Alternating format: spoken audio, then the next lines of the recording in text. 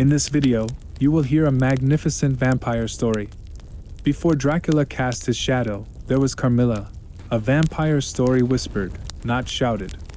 A mysterious young woman arrives at an isolated castle, bringing with her beauty, mystery, and a quiet sense of dread. What begins as enchantment slowly turns to fear as desire and danger become impossible to separate. Tonight, we step into the dark origins of vampire fiction and uncover this unforgettable story that changed the horror genre forever. Don't forget to like the video and subscribe to the channel. If you're ready, let's begin. In Styria, we, though by no means magnificent people, inhabit a castle or schloss. A small income, in that part of the world, goes a great way. 800 or 900 a year does wonders. Scantily enough hours would have answered among wealthy people at home. My father is English, and I bear an English name, although I never saw England. But here, in this lonely and primitive place, where everything is so marvelously cheap, I really don't see how ever so much more money would at all materially add to our comforts, or even luxuries. My father was in the Austrian service, and retired upon a pension and his patrimony, and purchased this feudal residence, and the small estate on which it stands, a bargain. Nothing can be more picturesque or solitary. It stands on a slight eminence in a forest. The road, very old and narrow, passes in front of its drawbridge, never raised in my time, and its moat, stocked with perch, and sailed over by many swans, and FL floating on its surface white FL eats of water lilies. Over all this the schloss shows its many-windowed front, its towers, and its Gothic chapel. The forest opens in an irregular and very picturesque glade before its gate, and at the right a steep Gothic bridge carries the road over a stream that winds in deep shadow through the wood. I have said that this is a very lonely place. Judge whether I say truth. Looking from the hall door towards the road, the forest in which our castle stands extends 15 miles to the right, and 12 to the left. The nearest inhabited village is about 7 of your English miles to the left. The nearest inhabited schloss of any historic associations is that of Old General Spielsdorf, nearly 20 miles away to the right.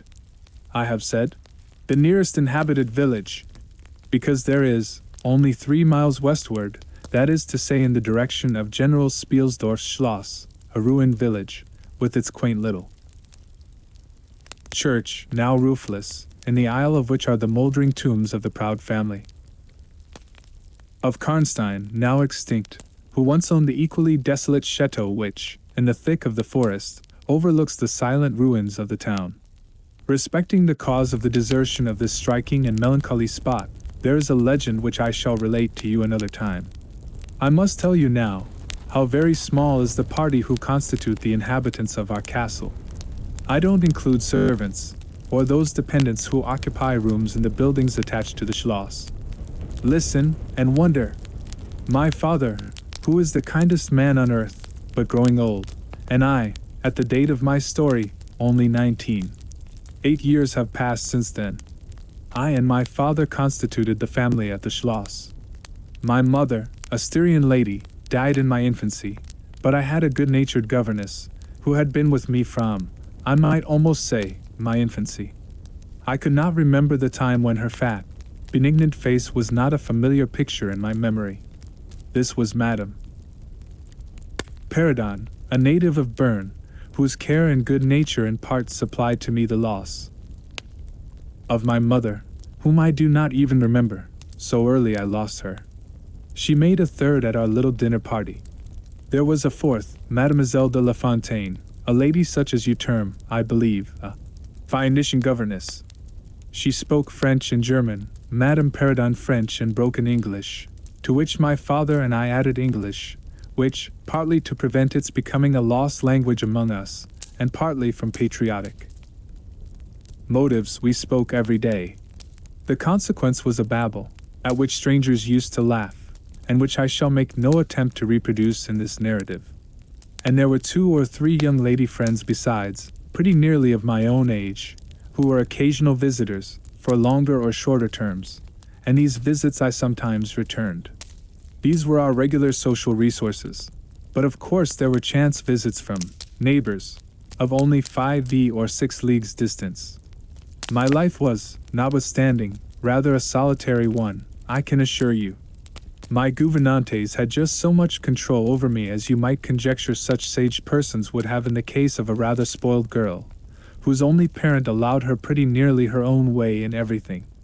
The first occurrence in my existence, which produced a terrible impression upon my mind, which, in fact, never has been effaced, was one of the very earliest incidents of my life, which I can recollect.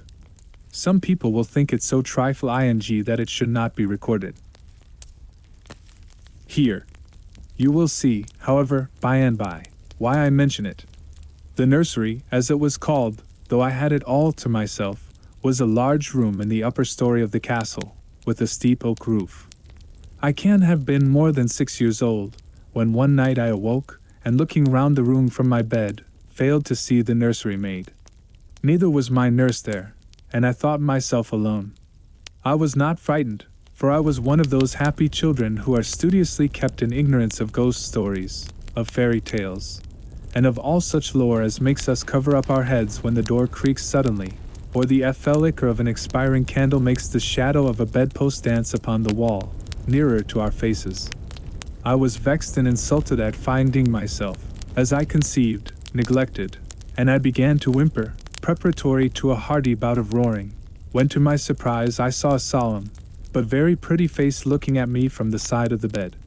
It was that of a young lady who was kneeling, with her hands under the coverlet. I looked at her with a kind of pleased wonder, and ceased whimpering. She caressed me with her hands, and lay down beside me on the bed, and drew me towards her, smiling. I felt immediately delightfully soothed, and fell asleep again. I was wakened by a sensation as if 2 needles ran into my breast very deep at the same moment, and I cried loudly. The lady started back, with her eyes fixed on me, and then slipped down upon the floor, and, as I thought, hid herself under the bed. I was now for the first time frightened, and I yelled with all my might and main. Nurse, nursery maid, housekeeper, all came running in, and hearing my story, they made light of it, soothing me all they could meanwhile. But child as I was, I could perceive that their faces were pale with an unwonted look of anxiety, and I saw them look under the bed, and about the room, and peep under tables and pluck open cupboards, and the housekeeper whispered to the nurse, "Lay your hand along that hollow in the bed. Someone did lie there, so sure as you did not. The place is still warm." I remember the nursery maid petting me, and all 3 examining my chest, where I told them I felt a puncture, and pronouncing that there was no sign visible that any such thing had happened to me. The housekeeper and the 2 other servants who were in charge of the nursery remained sitting up all night, and from that time a servant always sat up in the nursery until I was about 14. I was very nervous for a long time after this. A doctor was called in. He was pallid and elderly. How well I remember his long saturnine face, slightly pitted with smallpox, and his chestnut wig. For a good while, every second day, he came and gave me medicine, which of course I hated. The morning after I saw this apparition I was in a state of terror, and could not bear to be left alone, daylight though it was, for a moment.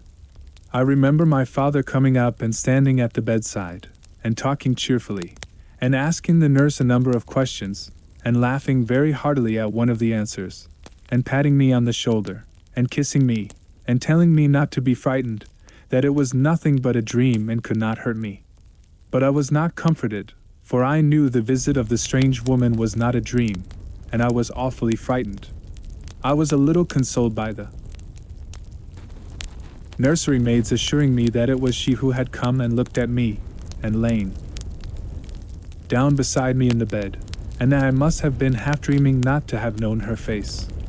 But this, though supported by the nurse, did not quite satisfy me.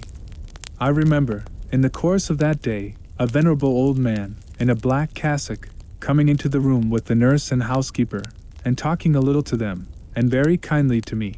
His face was very sweet and gentle, and he told me they were going to pray, and joined my hands together, and desired me to say, softly, while they were praying, "Lord, hear all good prayers for us, for Jesus' sake." I think these were the very words, for I often repeated them to myself, and my nurse used for years to make me say them in my prayers. I remember so well the thoughtful, sweet face of that white-haired old man, in his black cassock, as he stood in that rude, lofty, brown room, with the clumsy furniture of a fashion 300 years old about him, and the scanty light entering its shadowy atmosphere through the small lattice. He kneeled, and the three women with him, and he prayed aloud with an earnest, quavering voice for, what appeared to me, a long time. I forget all my life preceding that event, and for some time after it is all obscure also, but the scenes I have just described stand out vivid as the isolated pictures of the phantasmagoria surrounded by darkness. I am now going to tell you something so strange that it will require all your faith in my veracity to believe my story. It is not only true, nevertheless, but truth of which I have been an eyewitness. It was a sweet summer evening, and my father asked me, as he sometimes did, to take a little ramble with him along that beautiful forest vista which I have mentioned as lying in front of the Schloss. "General Spielsdorf cannot come to us so soon as I had hoped," said my father, as we pursued our walk. He was to have paid us a visit of some weeks, and we had expected his arrival next day. He was to have brought with him a young lady, his niece and ward, Mademoiselle Reinfeldt, whom I had never seen, but whom I had heard described as a very charming girl, and in whose society I had promised myself many happy days. I was more disappointed than a young lady living in a town, or a bustling neighborhood can possibly imagine. This visit, and the new acquaintance it promised, had furnished my daydream for many weeks. "And how soon? Does he come?" I asked. "Not till autumn. Not for 2 months, I dare say," he answered. "And I am very glad now, dear, that you never knew Mademoiselle Reinfeldt." "And why?" I asked, both mortified and curious. "Because the poor young lady is dead," he replied. "I quite forgot I had not told you, but you were not in the room when I received the General S1 letter this evening. I was very much shocked. General Spielsdorf had mentioned in his Phi RST letter, 6 or 7 weeks before, that she was not so well as he would wish her, but there was nothing to suggest the remotest suspicion of danger. Here is the General's letter," he said, handing it to me. "I am afraid he is in great affliction. The letter appears to me to have been written very nearly in distraction." We sat down on a rude bench, under a group of magnificent lime trees. The sun was setting with all its melancholy splendor behind the sylvan horizon, and the stream that flows beside our home, and passes under the steep old bridge I have mentioned, wound through many a group of noble trees, almost at our feet, reflecting in its current the fading crimson of the sky. General Spielsdorf's letter was so extraordinary, so vehement, and in some places so self-contradictory, that I read it twice over, the second time aloud to my father, and was still unable to account for it, except by supposing that grief had unsettled his mind. It said, "I have lost my darling daughter, for as such I loved her. During the last days of dear Bertha's illness I was not able to write to you. Before then I had no idea of her danger. I have lost her, and now learn all too late. She died in the peace of innocence, and in the glorious hope of a blessed futurity. The fiend who betrayed our infatuated hospitality has done it all. I thought I was receiving into my house innocence, gaiety, a charming companion for my lost Bertha. Heavens! What a fool have I been! I thank God my child died without a suspicion of the cause of her sufferings. She is gone without so much as conjecturing the nature of her illness, and the accursed passion of the agent of all this misery. I devote my remaining days to tracking and extinguishing a monster. I am told I may hope to accomplish my righteous and merciful purpose. At present there is scarcely a gleam of light to guide me. I curse my conceited incredulity, my despicable affectation of superiority, my blindness, my obstinacy, all too late. I cannot write or talk collectedly now. I am distracted. So soon as I shall have a little recovered, I mean to devote myself for a time to inquiry, which may possibly lead me as far as Vienna. Sometime in the autumn, 2 months hence, or earlier if I live, I will see you, that is, if you permit me. I will then tell you all that I scarce dare put upon paper now. Farewell. Pray for me, dear friend. In these terms ended this strange letter. Though I had never seen Bertha, rain felt my eyes led with tears at the sudden intelligence. I was startled, as well as profoundly disappointed. The sun had now set, and it was twilight by the time I had returned the general's letter to my father. It was a soft, too clear evening, and we loitered, speculating upon the possible meanings of the violent and incoherent sentences which I had just been reading. We had nearly a mile to walk before reaching the road that passes the Schloss in front, and by that time the moon was shining brilliantly. At the drawbridge we met Madame Perrodon and Mademoiselle de La Fontaine, who had come out, without their bonnets, to enjoy the exquisite moonlight. We heard their voices gabbling in animated dialogue as we approached. We joined them at the drawbridge, and turned about to admire with them the beautiful scene. The glade through which we had just walked lay before us. At our left the narrow road wound away under clumps of lordly trees, and was lost to sight amid the thickening forest. At the right the same road crosses the steep and picturesque bridge, near which stands a ruined tower which once guarded that pass, and beyond the bridge an abrupt eminence rises, covered with trees, and showing in the shadows some grey ivy-clustered rocks. Over the sward and low grounds a thin film of mist was stealing, like smoke, marking the distances with a transparent veil, and here and there we could see the river faintly ashing in the moonlight. No softer, sweeter scene could be imagined. The news I had just heard made it melancholy, but nothing could disturb its character of profound serenity, and the enchanted glory and vagueness of the prospect. My father, who enjoyed the picturesque, and I, stood looking in silence over the expanse beneath us. The two good governesses, standing a little way behind us, discoursed upon the scene, and were eloquent upon the moon. Madame Perrodon was fat, middle-aged, and romantic, and talked and sighed poetically. Mademoiselle de La Fontaine, in right of her father, who was a German, assumed to be psychological, metaphysical, and something of a mystic, now declared that when the moon shone with a light so intense it was well known that it indicated a special spiritual activity. The effect of the full moon in such a state of brilliancy was manifold. It acted on dreams, it acted on lunacy, it acted on nervous people, it had marvelous physical influences connected with life. Mademoiselle related that her cousin, who was mate of a merchant ship, having taken a nap on deck on such a night, lying on his back, with his face full in the light of the moon, had wakened, after a dream of an old woman clawing him by the cheek, with his features horribly drawn to one side, and his countenance had never quite recovered its equilibrium. "The moon, this night," she said, "is full of odyllic 3 and magnetic influence. And see, when you look behind you at the front of the Schloss, how all its windows flash and twinkle with that silvery splendor, as if unseen hands had lighted up the rooms to receive fairy guests. There are indolent states of the spirits in which, indisposed to talk ourselves, the talk of others is pleasant to our listless ears." And I gazed on, pleased with the tinkle of the ladies' conversation.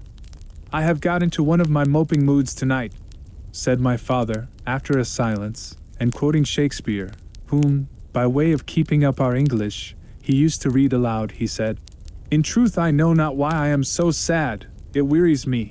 You say it wearies you, but how I got it, came by it, for I forget the rest. But I feel as if some great misfortune were hanging over us. I suppose the poor General's afflicted letter has had something to do with it." At this moment the unwonted sound of carriage wheels and many hoofs upon the road arrested our attention.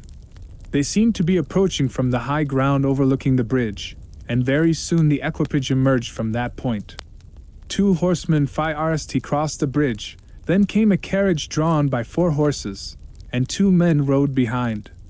It seemed to be the traveling carriage of a person of rank, and we were all immediately absorbed in watching that very unusual spectacle. It became in a few moments greatly more interesting, for just as the carriage had passed the summit of the steep bridge, one of the leaders, taking fright, communicated his panic to the rest, and after a plunge or two, the whole team broke into a wild gallop together, and dashing between the horsemen who rode in front, came thundering along the road towards us with the speed of a hurricane. 5. The excitement of the scene was made more painful by the clear, long-drawn screams of a female voice from the carriage window. We all advanced in curiosity and horror, my father in silence, the rest with various ejaculations of terror. Our suspense did not last long. Just before you reached the castle drawbridge, on the route they were coming, there stands by the roadside a magnificent lime tree, on the other stands an ancient stone cross, at sight of which the horses, now going at a pace that was perfectly frightful, swerved so as to bring the wheel over the projecting roots of the tree. I knew what was coming. I covered my eyes, unable to see it out, and turned my head away. At the same moment I heard a cry from my lady friends, who had gone on a little. Curiosity opened my eyes, and I saw a scene of utter confusion. 2 of the horses were on the ground, the carriage lay upon its side with 2 wheels in the air. The men were busy removing the traces, and a lady, with a commanding air and figure, had got out, and stood with clasped hands, raising the handkerchief that was in them every now and then to her eyes. Through the carriage door was now lifted a young lady, who appeared to be lifeless. My dear old father was already beside the elder lady, with his hat in his hand, evidently tendering his aid and the resources of his schloss. The lady did not appear to hear him, or to have eyes for anything but the slender girl who was being placed against the slope of the bank. I approached. The young lady was apparently stunned, but she was certainly not dead. My father, who piqued himself on being something of a physician, had just had his fingers to her wrist and assured the lady, who declared herself her mother, that her pulse, though faint and irregular, was undoubtedly still distinguishable. The lady clasped her hands and looked upward, as if in a momentary transport of gratitude. But immediately she broke out again in that theatrical way which is, I believe, natural to some people. She was what is called a fine-looking woman for her time of life, and must have been handsome. She was tall, but not thin, and dressed in black velvet, and looked rather pale, but with a proud and commanding countenance, though now agitated strangely. Was ever being so born to calamity? I heard her say, with clasped hands as I came up. Here am I, on a journey of life and death, in prosecuting which to lose an hour is possibly to lose all. My child will not have recovered sufficiently to resume her route. For who can say how long? I must leave her. I cannot, dare not delay. How far on, sir, can you tell me, is the nearest village? I must leave her there, and shall not see my darling, or even hear of her, till my return, 3 months hence. I plucked my father by the coat, and whispered earnestly in his ear, Oh, Papa, pray ask her to let her stay with us. It would be so delightful. Do, pray. If Madame Six will entrust her child to the care of my daughter, and of her good gouvernante, Madame Paradon, and permit her to remain as our guest, under my charge, until her return, it will confer a distinction and an obligation upon us, and we shall treat her with all the care and devotion which so sacred a trust deserves. I cannot do that, sir. It would be to task your kindness and chivalry too cruelly, said the lady, distractedly. It would, on the contrary, be to confer on us a very great kindness at the moment when we most need it. My daughter has just been disappointed by a cruel misfortune, in a visit from which she had long anticipated a great deal of happiness. If you confided this young lady to our care, it will be her best consolation. The nearest village on your route is distant, and affords no such inn as you could think of placing your daughter at. You cannot allow her to continue her journey for any considerable distance without danger. If, as you say, you cannot suspend your journey, you must part with her tonight, and nowhere could you do so with more honest assurances of care and tenderness than here. There was something in this lady's air and appearance so distinguished, and even imposing, and in her manner so engaging, as to impress one, quite apart from the dignity of her equipage, with the conviction that she was a person of consequence. By this time the carriage was replaced in its upright position, and the horses, quite tractable, in the traces again. The lady threw on her daughter a glance which I fancied was not quite so affectionate as one might have anticipated from the beginning of the scene. Then she beckoned slightly to my father, and withdrew 2 or 3 steps with him out of hearing, and talked to him with a fixed and stern countenance, not at all like that with which she had hitherto spoken. I was led with wonder that my father did not seem to perceive the change, and also unspeakably curious to learn what it could be that she was speaking, almost in his ear, with so much earnestness and rapidity. 2 or 3 minutes at most I think she remained thus employed, then she turned, and a few steps brought her to where her daughter lay, supported by Madame Perrodon. She kneeled beside her a moment and whispered, as Madame supposed, a little benediction in her ear. Then hastily kissing her she stepped into her carriage. The door was closed, the footmen in stately liveries jumped up behind, the outriders spurred on, the postilions cracked their whips, the horses plunged and broke suddenly into a furious canter that threatened soon again to become a gallop, and the carriage whirled away, followed at the same rapid pace by the 2 horsemen in the rear. We followed the cortege one with our eyes until it was swiftly lost to sight in the misty wood, and the very sound of the hoofs and the wheels died away in the silent night air. Nothing remained to assure us that the adventure had not been an illusion of a moment, but the young lady, who just at that moment opened her eyes. I could not see, for her face was turned from me, but she raised her head, evidently looking about her, and I heard a very sweet voice ask complainingly, "Where is Mamma?" Our good Madame Perrodon answered tenderly, and added some comfortable assurances. I then heard her ask, "Where am I? What is this place?" And after that she said, "I don't see the carriage, and Matska, where is she?" Madame answered all her questions in so far as she understood them, and gradually the young lady remembered how the misadventure came about, and was glad to hear that no one in, or in attendance on, the carriage was hurt, and on learning that her mamma had left her here, till her return in about 3 months, she wept. I was going to add my consolations to those of Madame Perrodon when Mademoiselle de La Fontaine placed her hand upon my arm, saying, "Don't approach, one at a time is as much as she can at present converse with. A very little excitement would possibly overpower her now. As soon as she is comfortably in bed, I thought, I will run up to her room and see her." My father in the meantime had sent a servant on horseback for the physician, who lived about 2 leagues away, and a bedroom was being prepared for the young lady's reception. The stranger now rose, and leaning on Madame's arm, walked slowly over the drawbridge and into the castle gate. In the hall, 2 servants waited to receive her, and she was conducted forthwith to her room.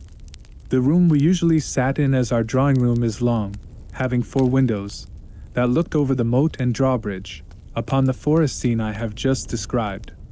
It is furnished in old carved oak, with large carved cabinets, and the chairs are cushioned with crimson Utrecht velvet. 3 The walls are covered with tapestry, and surrounded with great gold frames, the figures being as large as life, in ancient and very curious costume, and the subjects represented are hunting, hawking, and generally festive. It is not too stately to be extremely comfortable, and here we had our tea, for with his usual patriotic leanings he insisted that the national beverage should make its appearance regularly with our coffee and chocolate. We sat here this night, and with candles lighted, were talking over the adventure of the evening. Madame Perrodon and Mademoiselle de La Fontaine were both of our party.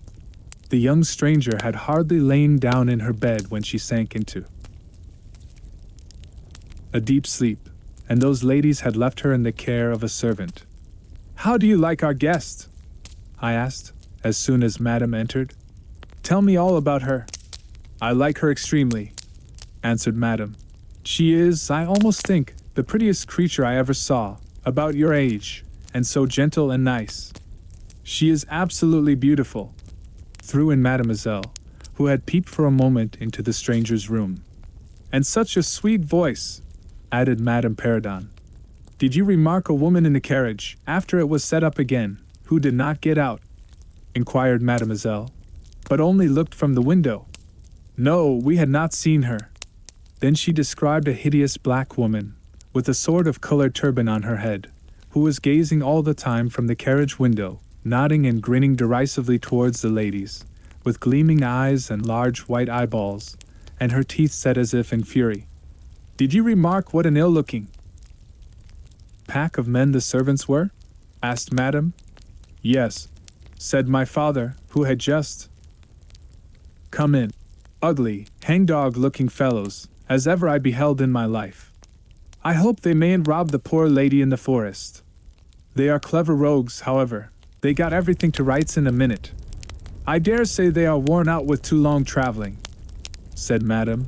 Besides looking wicked, their faces were so strangely lean, and dark, and sullen. I am very curious, I own, but I dare say the young lady will tell us all about it tomorrow, if she is sufficiently recovered. I don't think she will, said my father, with a mysterious smile, and a little nod of his head, as if he knew more about it than he cared to tell us. This made me all the more inquisitive as to what had passed between him and the lady in the black velvet, in the brief but earnest interview that had immediately preceded her departure. We were scarcely alone, when I entreated him to tell me. He did not need much pressing. There is no particular reason why I should not tell you. She expressed a reluctance to trouble us with the care of her daughter, saying that she was in delicate health, and nervous, but not subject to any kind of seizure. She volunteered that, nor to any illusion, being, in fact, perfectly sane. How very odd to say all that. I interpolated. It was so unnecessary. At all events it was said. He laughed. And as you wish to know all that passed, which was indeed very little, I tell you. She then said, I am making a long journey of vital importance. She emphasized the word, rapid and secret. I shall return for my child in 3 months. In the meantime, she will be silent as to who we are, whence we come, and whither we are traveling. That is all she said. She spoke very pure French. When she said the word secret, she paused for a few seconds, looking sternly, her eyes fixed on mine. I fancy she makes a great point of that. You saw how quickly she was gone. I hope I have not done a very foolish thing in taking charge of the young lady. For my part, I was delighted. I was longing to see and talk to her, and only waiting till the doctor should give me leave. You, who live in towns, can have no idea how great an event the introduction of a new friend is, in such a solitude as surrounded us. The doctor did not arrive till nearly 1 o'clock, but I could no more have gone to my bed and slept, than I could have overtaken, on foot, the carriage in which the princess in black velvet had driven away. When the physician came down to the drawing-room, it was to report very favorably upon his patient. She was now sitting up, her pulse quite regular, apparently perfectly well. She had sustained no injury, and the little shock to her nerves had passed away quite harmlessly. There could be no harm certainly in my seeing her, if we both wished it, and with this permission, I sent, forthwith, to know whether she would allow me to visit her for a few minutes in her room. The servant returned immediately to say that she desired nothing more. You may be sure I was not long in availing myself of this permission. Our visitor lay in one of the handsomest rooms in the Schloss. It was, perhaps, a little stately. There was a somber piece of tapestry opposite the foot of the bed, representing Cleopatra with the asps to her bosom, and other solemn classic scenes were displayed, a little faded, upon the other walls. But there was gold carving, and rich and varied color enough in the other decorations of the room, to more than redeem the gloom of the old tapestry. There were candles at the bed side.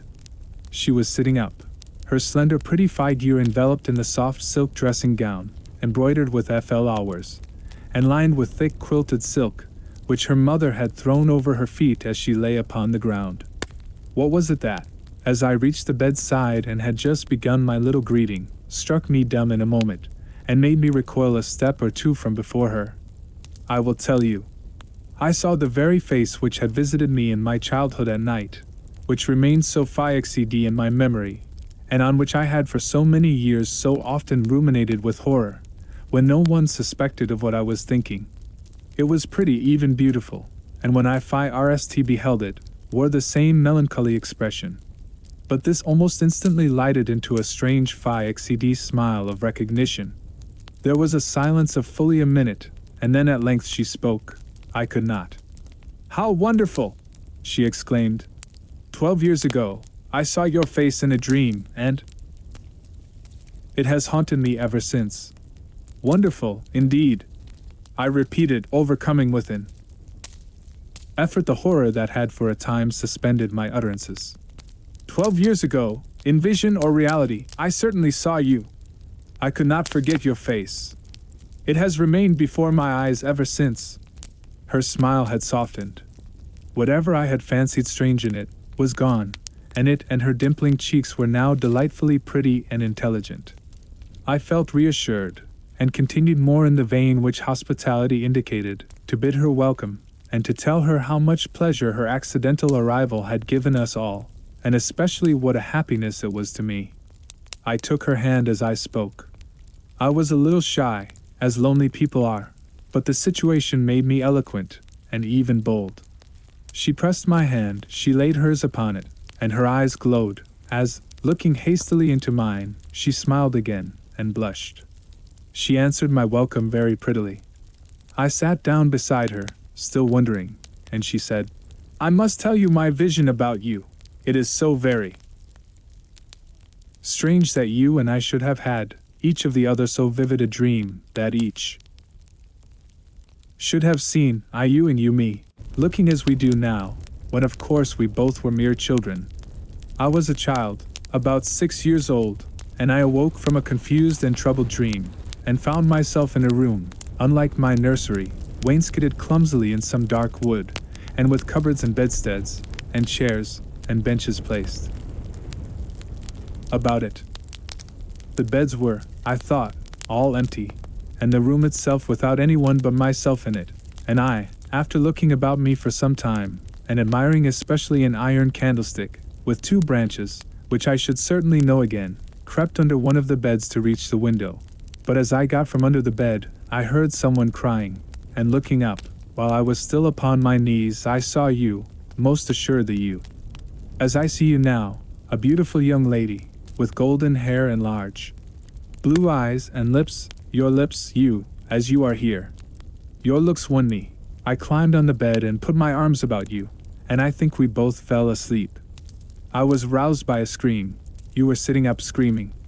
I was frightened, and slipped down upon the ground, and it seemed to me, lost consciousness for a moment, and when I came to myself, I was again in my nursery at home.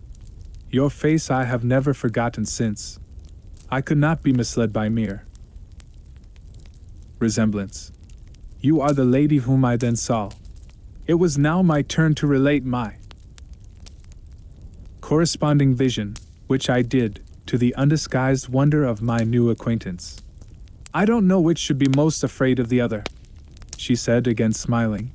If you were less pretty, I think I should be very much afraid of you, but being as you are, and you and I both so young, I feel only that I have made your acquaintance 12 years ago, and have already a right to your intimacy. At all events, it does seem as if we were destined, from our earliest childhood, to be friends. I wonder whether you feel as strangely drawn towards me as I do to you. I have never had a friend. Shall I find one now? She sighed, and her dark eyes gazed passionately on me. Now the truth is, I felt rather unaccountably towards the beautiful stranger. I did feel, as she said, drawn towards her, but there was also something of repulsion. In this ambiguous feeling, however, the sense of attraction immensely prevailed. She interested and won me. She was so beautiful and so indescribably engaging. I perceived now something of languor, an exhaustion stealing over her, and hastened to bid her good night. "The doctor thinks," I added, "that you ought to have a maid to sit up with you tonight. One of ours is waiting, and you will find her a very useful and quiet creature." "How kind of you, but I could not sleep. I never could with an attendant in the room. I shan't require any assistance, and shall I confess my weakness, I am haunted with the terror of robbers. Our house was robbed once, and 2 servants murdered, so I always locked my door. It has become a habit, and you look so kind I know you will forgive me. I see there is a key in the lock." She held me close in her pretty arms for a moment, and whispered in my ear, "Good night, darling, it is very hard to part with you, but good night. Tomorrow, but not early, I shall see you again." She sank back on the pillow with a sigh, and her fine eyes followed me with a fond and melancholy gaze, and she murmured again, "Good night, dear friend. Young people like, and even love, on impulse. I was flattered by the evident, though as yet undeserved, fondness she showed me. I liked the confidence with which she at once received me. She was determined that we should be very near friends. Next day came and we met again. I was delighted with my companion, that is to say, in many respects. Her looks lost nothing in daylight. She was certainly the most beautiful creature I had ever seen, and the unpleasant remembrance of the face presented in my early dream had lost the effect of the first unexpected recognition. She confessed that she had experienced a similar shock on seeing me, and precisely the same faint antipathy that had mingled with my admiration of her. We now laughed together over our momentary horrors. I told you that I was charmed with her in most particulars. There were some that did not please me so well. She was above the middle height of women. I shall begin by describing her. She was slender, and wonderfully graceful. Except that her movements were languid, very languid. Indeed, there was nothing in her appearance to indicate an invalid. Her complexion was rich and brilliant. Her features were small and beautifully formed. Her eyes large, dark, and lustrous. Her hair was quite wonderful. I never saw hair so magnificently thick and long when it was down about her shoulders. I have often placed my hands under it, and laughed with wonder at its weight. It was exquisitely fine and soft, and in color a rich, very dark brown, with something of gold. I loved to let it down, tumbling with its own weight, as, in her room, she lay back in her chair talking in her sweet low voice. I used to fold and braid it, and spread it out and play with it. Heavens! If I had but known all! I said there were particulars which did not please me. I have told you that her confidence won me the first night I saw her, but I found that she exercised with respect to herself, her mother, her history, everything in fact connected with her life, plans, and people, an ever-wakeful reserve. I dare say I was unreasonable, perhaps I was wrong. I dare say I ought to have respected the solemn injunction laid upon my father by the stately lady in black velvet. But curiosity is a restless and unscrupulous passion, and no one girl can endure, with patience, that her S1 should be baffled by another. What harm could it do anyone to tell me what I so ardently desired to know? Had she no trust in my good sense or honor? Why would she not believe me when I assured her, so solemnly, that I would not divulge one syllable of what she told me to any mortal breathing?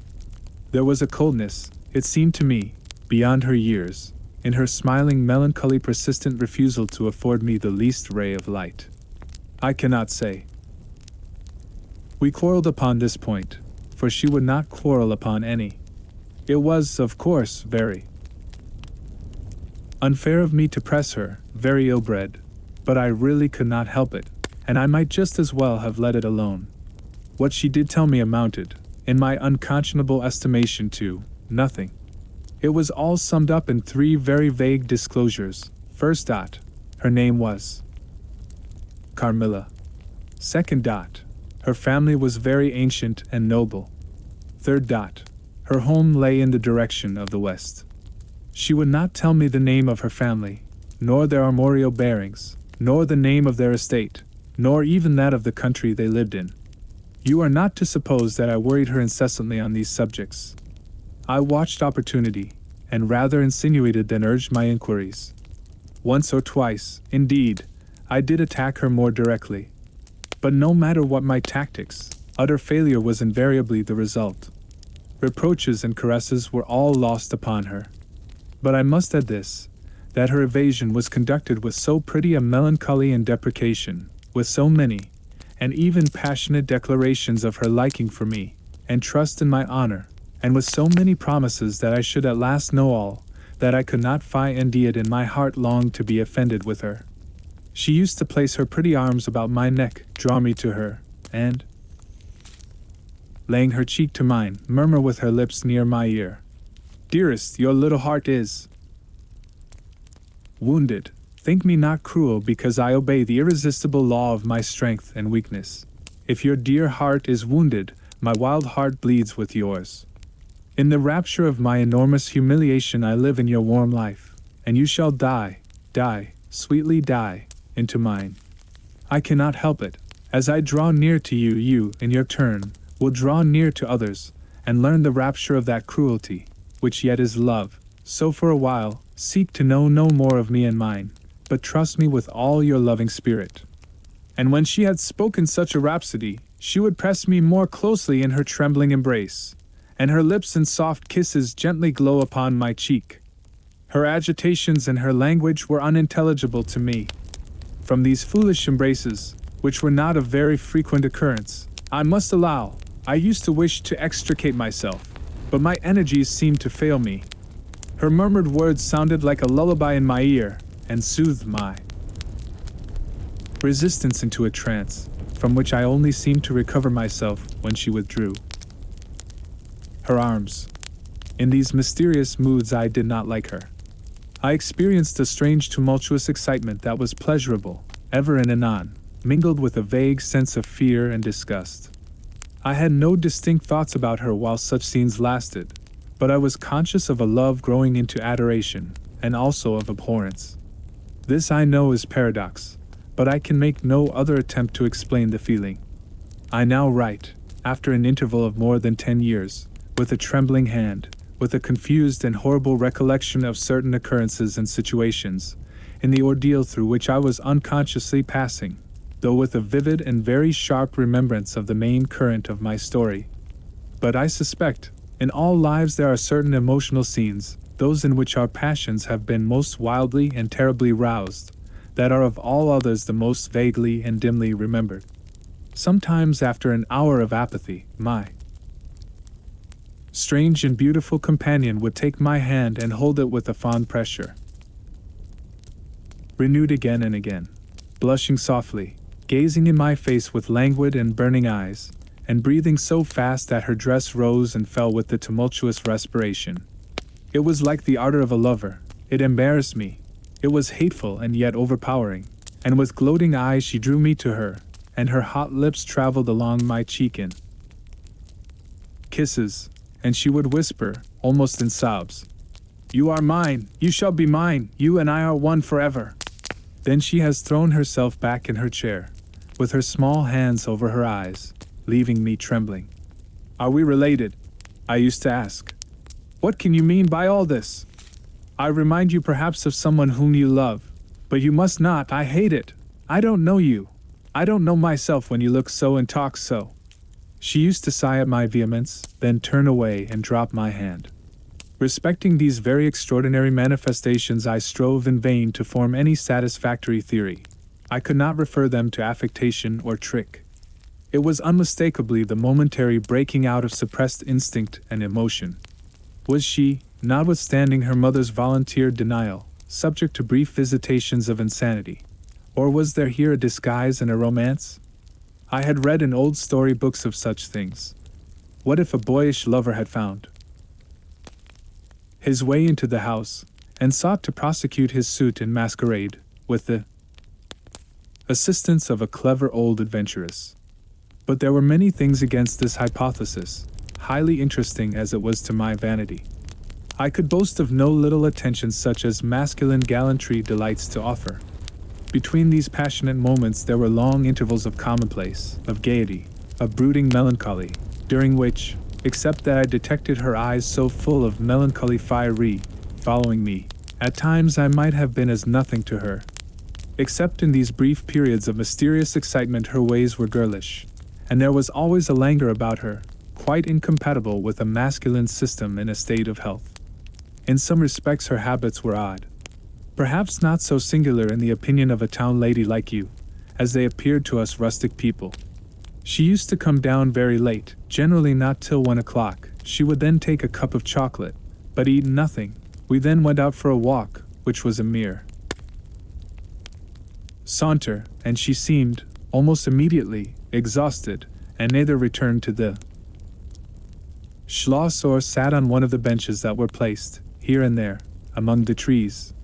This was a bodily languor in which her mind did not sympathize. She was always an animated talker, and very intelligent.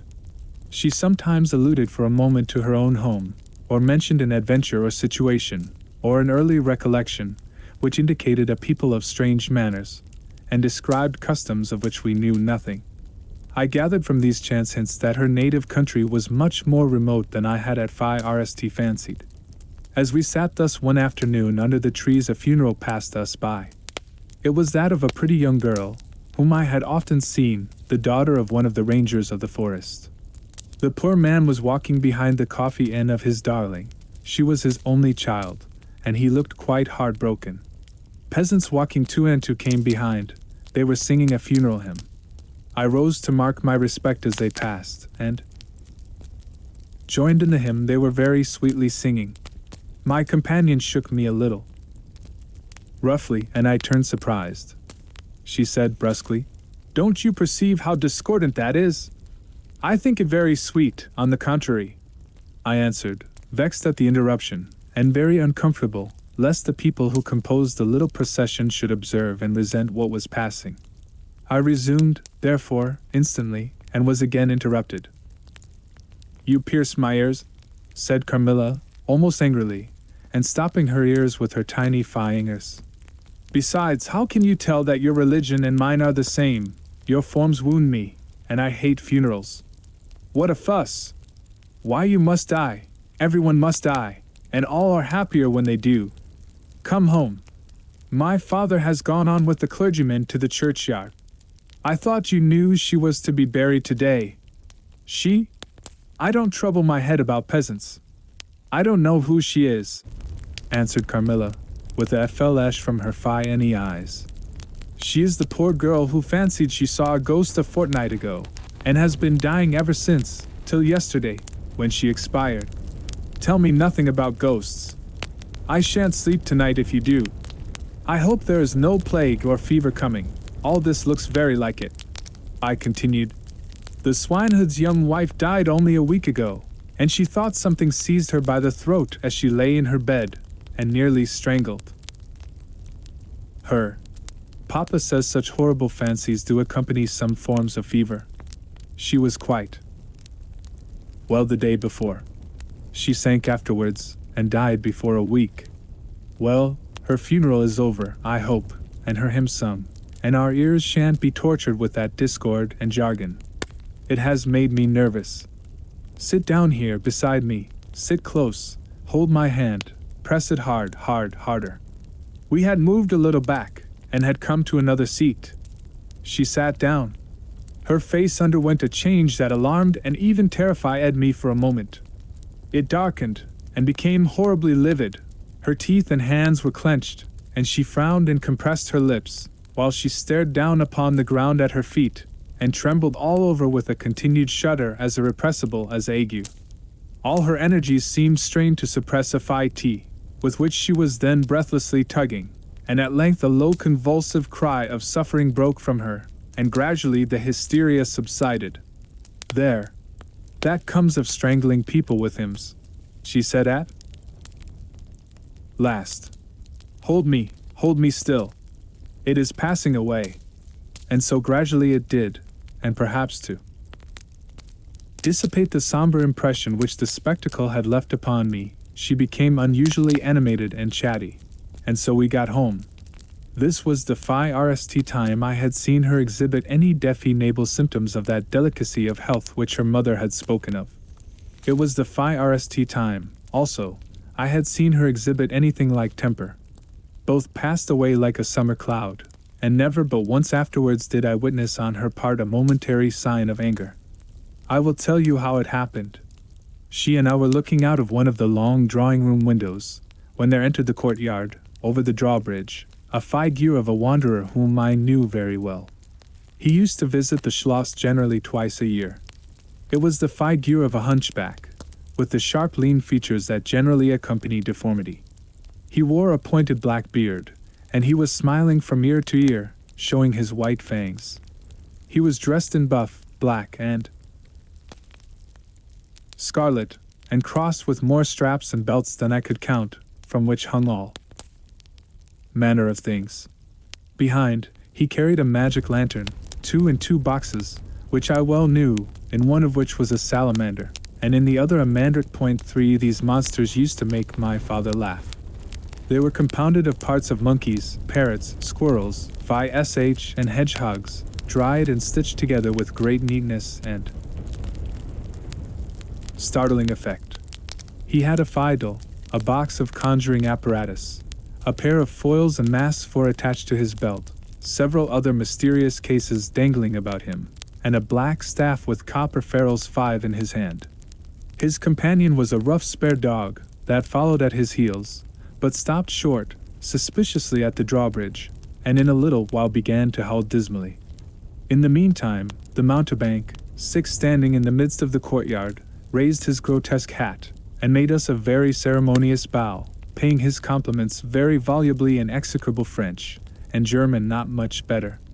Then, disengaging his fiddle, he began to scrape a lively air, to which he sang with a merry discord, dancing with ludicrous airs and activity, that made me laugh, in spite of the dog's howling.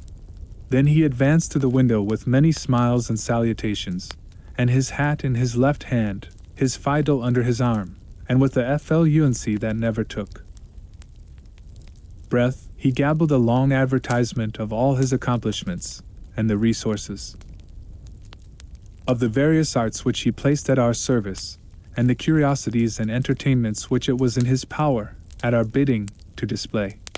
Will your ladyships be pleased to buy an amulet against the Empire, 7 which is going like the wolf, I hear, through these woods, he said, dropping his hat on the pavement.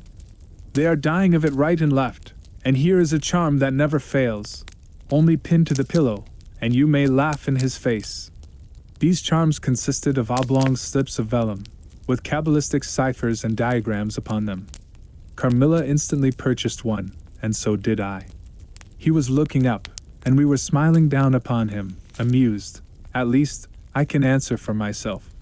His piercing black eye, as he looked up in our faces, seemed to detect something that exceeded for a moment his curiosity. In an instant he unrolled a leather case, full of all manner of odd little steel instruments. See here, my lady, he said, displaying it and addressing me. I profess, among other things less useful, the art of dentistry. Plague take the dog, he interpolated. Silence, beast. He howls so that your ladyships can scarcely hear a word. Your noble friend, the young lady at your right, has the sharpest tooth, long, thin, pointed, like an awl, like a needle, ha ha. With my sharp and long sight, as I look up, I have seen it distinctly. Now if it happens to hurt the young lady, and I think it must, here am I, here are my file, my punch, my nippers.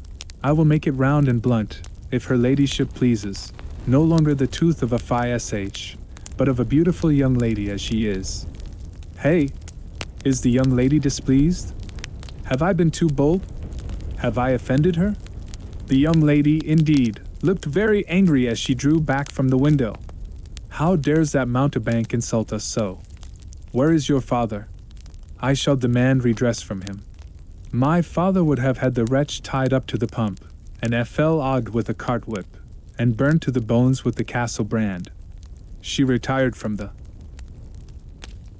window a step or two, and sat down, and had hardly lost sight of the offender, when her wrath subsided as suddenly as it had risen, and she gradually recovered her usual tone, and seemed to forget the little hunchback and his follies. My father was out of spirits that evening. On coming in, he told us that there had been another case very similar to the two fatal ones which had lately occurred. The sister of a young peasant on his estate, only a mile away, was very ill, had been, as she described it, attacked very nearly in the same way, and was now slowly but steadily sinking. All this, said my father, is strictly referable to natural causes. These poor people infect one another with their superstitions, and so repeat in imagination the images of terror that have infested their neighbors. But that very circumstance frightens one horribly, said Carmilla. How so? Inquired my father. I am so afraid of fancying I see such things. I think it would be as bad as reality. We are in God's hands. Nothing can happen without His permission, and all will end well for those who love Him. He is our faithful Creator. He has made us all, and will take care of us. Creator! Nature! Said the young lady in answer to my gentle father. And this disease that invades the country is natural. Nature. All things proceed from nature, don't they? All things in the heaven, in the earth, and under the earth act and live as nature ordains? I think so. The doctor said he would come here today, said my father, after a silence. I want to know what he thinks about it, and what he thinks we had better do. Doctors never did me any good, said Carmilla. Then you have been ill? I asked. More ill than ever you were, she answered. Long ago? Yes, a long time. I suffered from this very illness, but I forget all but my pain and weakness, and they were not so bad as are suffered in other diseases. You were very young then? I dare say. Let us talk no more of it. You would not wound a friend? She looked languidly in my eyes and passed her arm round my waist lovingly, and led me out of the room. My father was busy over some papers near the window. Why does your papa like to frighten us? Said the pretty girl, with a sigh and a little shudder. He doesn't, dear Carmilla. It is the very furthest thing from his mind. Are you afraid, dearest? I should be very much if I fancied there was any real danger of my being attacked as those poor people were. You are afraid to die? Yes, everyone is. But to die as lovers may, too. Die together, so that they may live together. Girls are caterpillars while they live in the world, to be finally butterflies when the summer comes. But in the meantime there are grubs and larvae, don't you see, each with their peculiar propensities, necessities, and structure. So says Monsieur Buffon, 8 in his big book, in the next room. Later in the day the doctor came, and was closeted with Papa for some time. He was a skillful man, of 60 and upwards. He wore powder, and shaved his pale face as smooth as a pumpkin. He and Papa emerged from the room together, and I heard Papa laugh, and say as they came out, Well, I do wonder at a wise man like you. What do you say to hippogriffs, 9 and dragons? The doctor was smiling, and made answer, shaking his head. Nevertheless, life and death are mysterious states, and we know little of the resources of either. And so they walked on, and I heard no more. I did not then know what the doctor had been broaching, but I think I guess it now. This evening there arrived from Gratz the grave, dark-faced son of the picture cleaner, with a horse and cart laden with 2 large packing cases, having many pictures in each. It was a journey of 10 leagues, and whenever a messenger arrived at the Schloss from our little capital of Gratz, we used to crowd about him in the hall, to hear the news. This arrival created in our secluded quarters quite a sensation. The cases remained in the hall, and the messenger was taken charge of by the servants till he had eaten his supper. Then with assistants, and armed with hammer, ripping chisel, and turns crew, too, he met us in the hall, where we had assembled to witness the unpacking of the cases. Carmilla sat looking listlessly on, while one after the other the old pictures, nearly all portraits, which had undergone the process of renovation, were brought to light. My mother was of an old Hungarian family, and most of these pictures, which were about to be restored to their places, had come to us through her. My father had a list in his hand from which he read, as the artist rummaged out the corresponding numbers. I don't know that the pictures were very good, but they were, undoubtedly, very old, and some of them very curious also. They had, for the most part, the merit of being now seen by me, I may say, for the first time, for the smoke and dust of time had all but obliterated them. "There is a picture that I have not seen yet," said my father. "In one corner, at the top of it, is the name, as well as I could read, Marcia Karnstein, and the date 1698, and I am curious to see how it has turned out." I remembered it. It was a small picture, about 1.5 feet high, and nearly square, without a frame, but it was so blackened by age that I could not make it out. The artist now produced it, with evident pride. It was quite beautiful. It was startling. It seemed to live. It was the FEGY3 of Carmilla. "Carmilla, dear, here is an absolute miracle. Here you are, living, smiling, ready to speak, in this picture. Isn't it beautiful, Papa? And see, even the little mole on her throat." My father laughed, and said, "Certainly it is a wonderful likeness." But he looked away, and to my surprise seemed but little struck by it, and went on talking to the picture cleaner, who was also something of an artist, and discoursed with intelligence about the portraits or other works, which his art had just brought out into light and color, while I was more and more lost in wonder the more I looked at the picture. "Will you let me hang this picture in my room, Papa?" I asked. "Certainly, dear," said he, smiling. "I'm very glad you think it so like. It must be prettier even than I thought it, if it is." The young lady did not acknowledge this pretty speech, did not seem to hear it. She was leaning back in her seat, her fine eyes under their long lashes gazing on me in contemplation, and she smiled in a kind of rapture. "And now you can read quite plainly the name that is written in the corner. It is not Marcia. It looks as if it was done in gold. The name is Mircalla, Countess Karnstein, and this is a little coronet over it, and underneath AD 1698. I am descended from the Karnsteins, that is, Mama was." "Ah," said the lady, languidly. "So am I think, of very long descent, very ancient. Are there any Karnsteins living now?" "None who bear the name, I believe. The family were ruined, I believe, in some civil wars, long ago, but the ruins of the castle are only about 3 miles away." "How interesting," she said languidly. "But see what beautiful moonlight." She glanced through the hall door, which stood a little open. "Suppose you take a little ramble round the court, and look down at the road and river. It is so like the night you came to us," I said. She sighed, smiling. She rose, and each with her arm about the other's waist, we walked out upon the pavement. In silence, slowly we walked down to the drawbridge, where the beautiful landscape opened before us. "And so you were thinking of the night I came here?" she almost whispered. "Are you glad I came?" "Delighted, dear Carmilla," I answered. "And you asked for the picture you think like me, to hang in your room," she murmured with a sigh, as she drew her arm closer about my waist, and let her pretty head sink upon my shoulder. "How romantic you are, Carmilla," I said. "Whenever you tell me your story, it will be made up chiefly of some one great romance." She kissed me silently. "I am sure, Carmilla, you have been in love, that there is, at this moment, an affair of the heart going on." "I have been in love with no one, and never shall," she whispered, "unless it should be with you." For how beautiful she looked in the moonlight!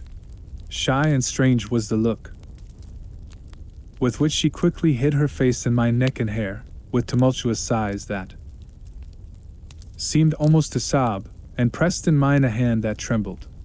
Her soft cheek was glowing against mine. "Darling, darling," she murmured, "I live in you, and you would die for me, I love you so." I started from her. She was gazing on me with eyes from which all fiery, all meaning had flown, and a face colorless and apathetic. "Is there a chill in the air, dear?" she said drowsily. "I almost shiver. Have I been dreaming? Let us come in." "Come. Come in. You look ill, Carmilla, a little faint. You certainly must take some wine." I said. 5. "Yes, I will." I'm better now. I shall be quite well in a few minutes. Yes, do give me a little wine, answered Carmilla, as we approached the door. Let us look again for a minute. It is the last time, perhaps, I shall see the moonlight with you. How do you feel now, dear Carmilla? Are you really better? I asked. I was beginning to take alarm, lest she should have been stricken with the strange epidemic that they said had invaded the country about us. Papa would be grieved beyond measure. I added, if he thought you were ever so little ill, without immediately letting us know. We have a very skillful doctor near this, the physician who was with Papa today. I'm sure he is. I know how kind you all are, but dear child, I am quite well again. There is nothing ever wrong with me, but a little weakness. People say I am languid. I am incapable of exertion. I can scarcely walk. As far as a child of 3 years old, and every now and then the little strength I have falters, and I become as you have just seen me. But after all I am very easily set up again. In a moment I am perfectly myself. See how I have recovered. So, indeed, she had, and she and I talked a great deal, and very animated she was, and the remainder of that evening passed without any recurrence of what I called her infatuations. I mean her crazy talk and looks, which embarrassed, and even frightened me. But there occurred that night an event which gave my thoughts quite a new turn, and seemed to startle even Carmilla's languid nature into momentary energy.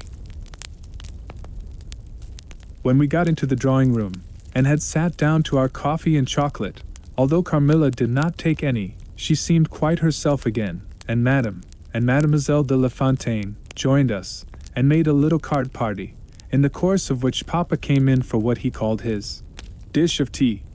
When the game was over he sat down beside Carmilla on the sofa, and asked her, a little anxiously, whether she had heard from her mother since her arrival. She answered, no.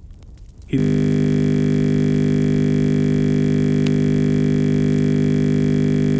then asked whether she knew where a letter would reach her at present. I cannot tell, she answered ambiguously. But I have been thinking of leaving you. You have been already too hospitable and too kind to me. I have given you an infinity of trouble, and I should wish to take a carriage tomorrow, and post in pursuit of her. I know where I shall ultimately find her, although I dare not yet tell you. But you must not dream of any such thing, exclaimed my father, to my great relief. We can't afford to lose you so, and I won't consent to your leaving us, except under the care of your mother, who was so good as to consent to your remaining with us till she should herself return. I should be quite happy if I knew that you heard from her, but this evening the accounts of the progress of the mysterious disease that has invaded our neighborhood grow even more alarming, and my beautiful guest, I do feel the responsibility, unaided by advice from your mother, very much. But I shall do my best, and one thing is certain, that you must not think of leaving us without her distinct direction to that effect. We should suffer too much in parting from you to consent to it easily. Thank you, sir, 1,000 times for your hospitality, she answered, smiling bashfully. You have all been too kind to me. I have seldom been so happy in all my life before, as in your beautiful chateau, under your care, and in the society of your dear daughter. So he gallantly, in his old-fashioned way, kissed her hand, smiling and pleased at her little speech. I accompanied Carmilla as usual to her room, and sat and chatted with her while she was preparing for bed. Do you think, I said at length, that you will ever confide fully in me? She turned round smiling, but made no answer, only continued to smile on me. You won't answer that? I said. You can't answer pleasantly. Perhaps I ought not to have asked you. You were quite right to ask me that or anything. You do not know how dear you are to me, or you could not think any confidence too great to look for. But I am under vows, no none half so awfully, and I dare not tell my story yet, even to you. The time is very near when you shall know everything. You will think me cruel, very selfish, but love is always selfish. The more ardent the more selfish. How jealous I am you cannot know. You must come with me, loving me, to death, Or else hate me and still come with me, and hating me through death and after. There is no such word as indifference in my apathetic nature. Now, Carmilla, you are going to talk your wild nonsense again, I said hastily. Not I, silly little fool as I am, and full of whims and fancies. For your sake I'll talk like a sage. Were you ever at a ball? No. How you do run on. What is it like? How charming it must be. I almost forget, it is years ago. I laughed. You are not so old. Your Phi RST ball can hardly be forgotten yet. I remember everything about it, with an effort. I see it all, as divers see what is going on. Above them, through a medium, dense, rippling, but transparent, there occurred that night what has confused the picture, and made its colors faint. I was all but assassinated in my bed, wounded here. She touched her breast, and never was the same since. Were you near dying? Yes, very. A cruel love, strange love, that would have taken my life. Love will have its sacrifice, yes. No sacrifice without blood. Let us go to sleep now. I feel so lazy. How can I get up just now and lock my door? She was lying with her tiny hands buried in her rich wavy hair, under her cheek, her little head upon the pillow, and her glittering eyes followed me wherever I moved, with a kind of shy smile that I could not decipher. Point one, I bid her good night, and crept from the room with an uncomfortable sensation. I often wondered whether our pretty guest ever said her prayers. I certainly had never seen her upon her knees. In the morning she never came down until long after our family prayers were over, and at night she never left the drawing room to attend our brief evening prayers in the hall. If it had not been that it had casually come out in one of our careless talks that she had been baptized, I should have doubted her being a Christian. Religion was a subject on which I had never heard her speak a word. If I had known the world better, this particular neglect or antipathy would not have so much surprised me.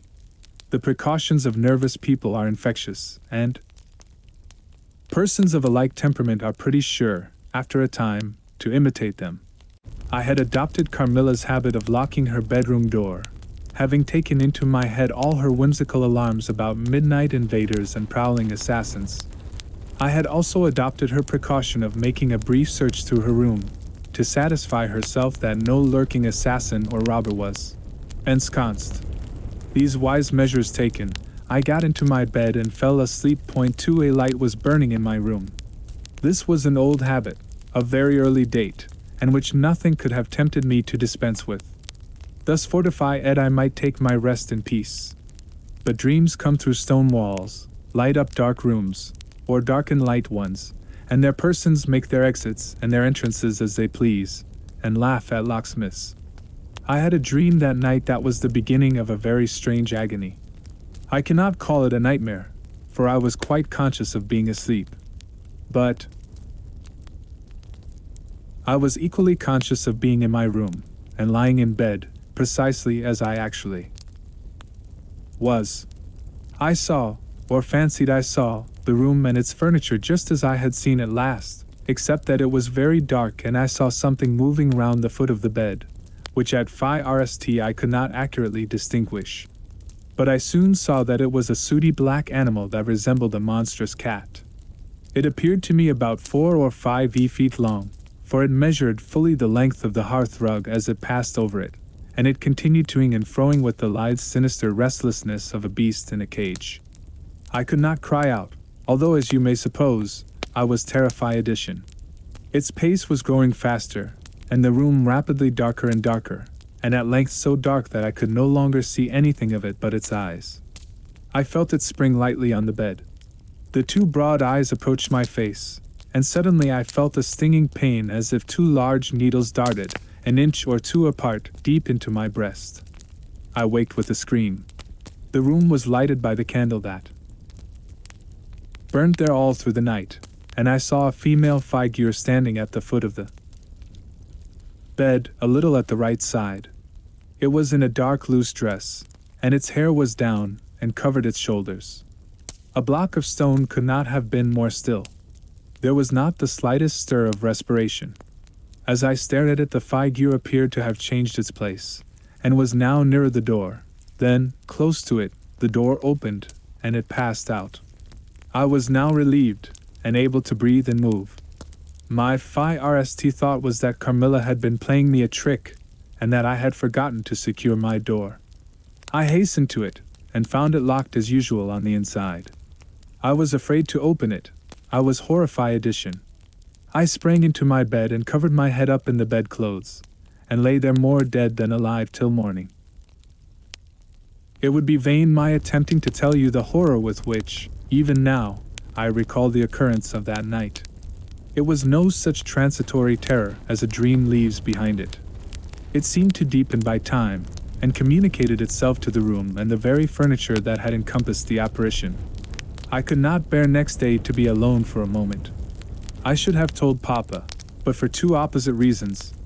At one time I thought he would laugh at my story, and I could not bear its being treated as a jest, and at another, I thought he might fancy that I had been attacked by the mysterious complaint which had invaded our neighborhood point when I had myself no misgivings of the kind, and as he had been rather an invalid too for some time, I was afraid of alarming him. I was comfortable enough with my good-natured companions, Madame Pardon, and the vivacious Mademoiselle de La Fontaine Pointe. They both perceived that I was out of spirits and nervous, and at length I told them what lay so heavy at my heart. Mademoiselle laughed, but I fancied that Madame Pardon looked anxious. By the by, said Mademoiselle, laughing, the long lime tree walk, behind Carmilla's bedroom window, is haunted for nonsense, exclaimed Madame, who probably thought the theme rather inopportune. And who tells that story, my dear? Martin says that he came up twice, when the old yard gate was being repaired, before sunrise, and twice saw the same female figure walking down the lime tree avenue. 5. So he well might, as long as there are cows to milk in the river Fields, said Madame. I dare say. But Martin chooses to be frightened, and never did I see fool more frightened. You must not say a word about it to Carmilla, because she can see down that walk from her room window. I interpose, and she is, if possible, a greater coward than I. Carmilla came down rather later than usual that day. I was so frightened last night, she said so soon as we were together, and I am sure I should have seen something dreadful if it had not been for that charm I bought from the poor little hunchback whom I called such hard names. I had a dream of something black coming round my bed, and I awoke in a perfect horror, and I really thought, for some seconds, I saw a dark figure near the chimney-piece, but I felt under my pillow for my charm, and the moment my fingers touched it, the figure disappeared, and I felt quite certain, only that I had it by me, that something frightful would have made its appearance, and perhaps throttled me, as it did those poor people we heard of. Well, listen to me. I began, and recounted my adventure, at the recital of which she appeared horrified edition. And had you the charm near you? She asked earnestly. No, I had dropped it into a china vase in the drawing room, but I shall certainly take it with me tonight, as you have so much faith in it. At this distance of time I cannot tell you, or even understand, how I overcame my horror so effectually as to lie alone in my room that night. I remember distinctly that I pinned the charm to my pillow. I fell asleep almost immediately, and slept even more soundly than usual all night. Next night I passed as well. My sleep was delightfully deep and dreamless, but I wakened with a sense of lassitude and melancholy, which, however, did not exceed a degree that was almost luxurious. Well, I told you so, said Carmilla, when I described my quiet sleep. I had such delightful sleep myself last night. I pinned the charm to the breast of my night dress. It was too far away the night before. I am quite sure it was all fancy, except the dreams. I used to think that evil spirits made dreams, but our doctor told me it is no such thing. Only a fever passing by, or some other malady, as they often do, he said, knocks at the door, and not being able to get in, passes on, with that alarm. And what do you think the charm is? Said I. It has been fumigated or immersed in some drug, and is an antidote against the malaria," she answered. "Then it acts only on the body?" "Certainly. You don't suppose that evil spirits are frightened by bits of ribbon, or the perfumes of a druggist's shop? No, these complaints, wandering in the air, begin by trying the nerves, and so infect the brain, but before they can seize upon you, the antidote repels them. That I am sure is what the charm has done for us. It is nothing magical, it is simply natural. I should have been happier if I could have quite agreed with Carmilla, but I did my best, and the impression was a little losing its force. For some nights I slept profoundly, but still every morning I felt the same lassitude, and a languor weighed upon me all day. I felt myself a changed girl. A strange melancholy was stealing over me, a melancholy that I would not have interrupted. Dim thoughts of death began to open, and an idea that I was slowly sinking took gentle, and somehow, not unwelcome, possession of me. If it was sad, the tone of mind which this induced was also sweet. Whatever it might be, my soul acquiesced in it. I would not admit that I was ill, I would not consent to tell my papa, or to have the doctor sent for. Carmilla became more devoted to me than ever, and her strange paroxysms of languid adoration more frequent. She used to gloat six on me with increasing ardor the more my strength and spirits waned. This always shocked me like a momentary glare of insanity. With knowing it, I was now in a pretty advanced stage of the strangest illness under which mortal ever suffered. There was an unaccountable fascination in its earlier symptoms that more than reconciled me to the incapacitating effect of that stage of the malady. This fascination increased for a time, until it reached a certain point, when gradually a sense of the horrible mingled itself with it, deepening, as you shall hear, until it discolored and perverted the whole state of my life. The first change I experienced was rather agreeable. It was very near the turning point from which began the descent of Avernus. 7 Certain vague and strange sensations visited me in my sleep. The prevailing one was of that pleasant, peculiar cold thrill which we feel in bathing, when we move against the current of a river. This was soon accompanied by dreams that seemed interminable, and were so vague that I could never recollect their scenery and persons, or any one connected portion of their action. But they left an awful impression, and a sense of exhaustion, as if I had passed through a long period of great mental exertion and danger. After all these dreams there remained on waking a remembrance of having been in a place very nearly dark, and of having spoken to people whom I could not see, and especially of one clear voice, of a female's, very deep, that spoke as if at a distance, slowly, and producing always the same sensation of indescribable solemnity and fear. Sometimes there came a sensation as if a hand was drawn softly along my cheek and neck. Sometimes it was as if warm lips kissed me, and longer and more lovingly as they reached my throat, but there the caress exceeded itself. My heart beat faster, my breathing rose and fell rapidly and full drawn, a sobbing, that rose into a sense of strangulation, supervened, and turned into a dreadful convulsion, in which my senses left me and I became unconscious. It was now 3 weeks since the commencement of this unaccountable state. My sufferings had, during the last week, told upon my appearance. I had grown pale, my eyes were dilated and darkened underneath, and the languor which I had long felt began to display itself in my countenance. My father asked me often whether I was ill, but with an obstinacy which now seems to me unaccountable, I persisted in assuring him that I was quite well. In a sense this was true. I had no pain, I could complain of no bodily derangement. My complaint seemed to be one of the imagination, or the nerves, and horrible as my sufferings were, I kept them, with a morbid reserve, very nearly to myself. It could not be that terrible complaint which the peasants called the apire, for I had now been suffering for 3 weeks, and they were seldom ill for much more than 3 days, when death put an end to their miseries. Carmilla complained of dreams and feverish sensations, but by no means of so alarming a kind of as mine. I say that mine were extremely alarming. Had I been capable of comprehending my condition, I would have invoked aid and advice on my knees. The narcotic of an unsuspected influence was acting upon me, and my perceptions were benumbed. I am going to tell you now of a dream that led immediately to an odd discovery. One night, instead of the voice I was accustomed to hear in the dark, I heard one, sweet and tender, and at the same time terrible, which said, "Your mother warns you to beware of the assassin." At the same time a light unexpectedly sprang up, and I saw Carmilla standing near the foot of my bed, in her white nightdress bathed from her chin to her feet, in one great stain of blood.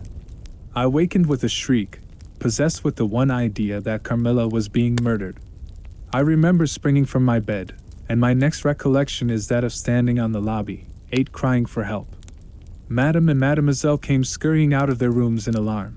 A lamp burned always on the lobby, and seeing me, they soon learned the cause of my terror. I insisted on our knocking at Carmilla's door. Our knocking was unanswered. It soon became a pounding and an uproar. We shrieked her name, but all was vain. We all grew frightened, for the door was locked. We hurried back, in panic, to my room. There we rang the bell long and furiously. If my father's room had been at that side of the house, we would have called him up at once to our aid. But, alas, he was quite out of hearing, and to reach him involved an excursion for which we none of us had courage.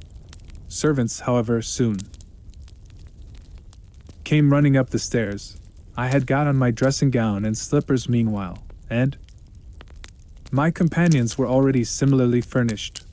Recognizing the voices of the servants on the lobby, we sallied out together, and having renewed, as fruitlessly, our summons at Carmilla's door, I ordered the men to force the lock.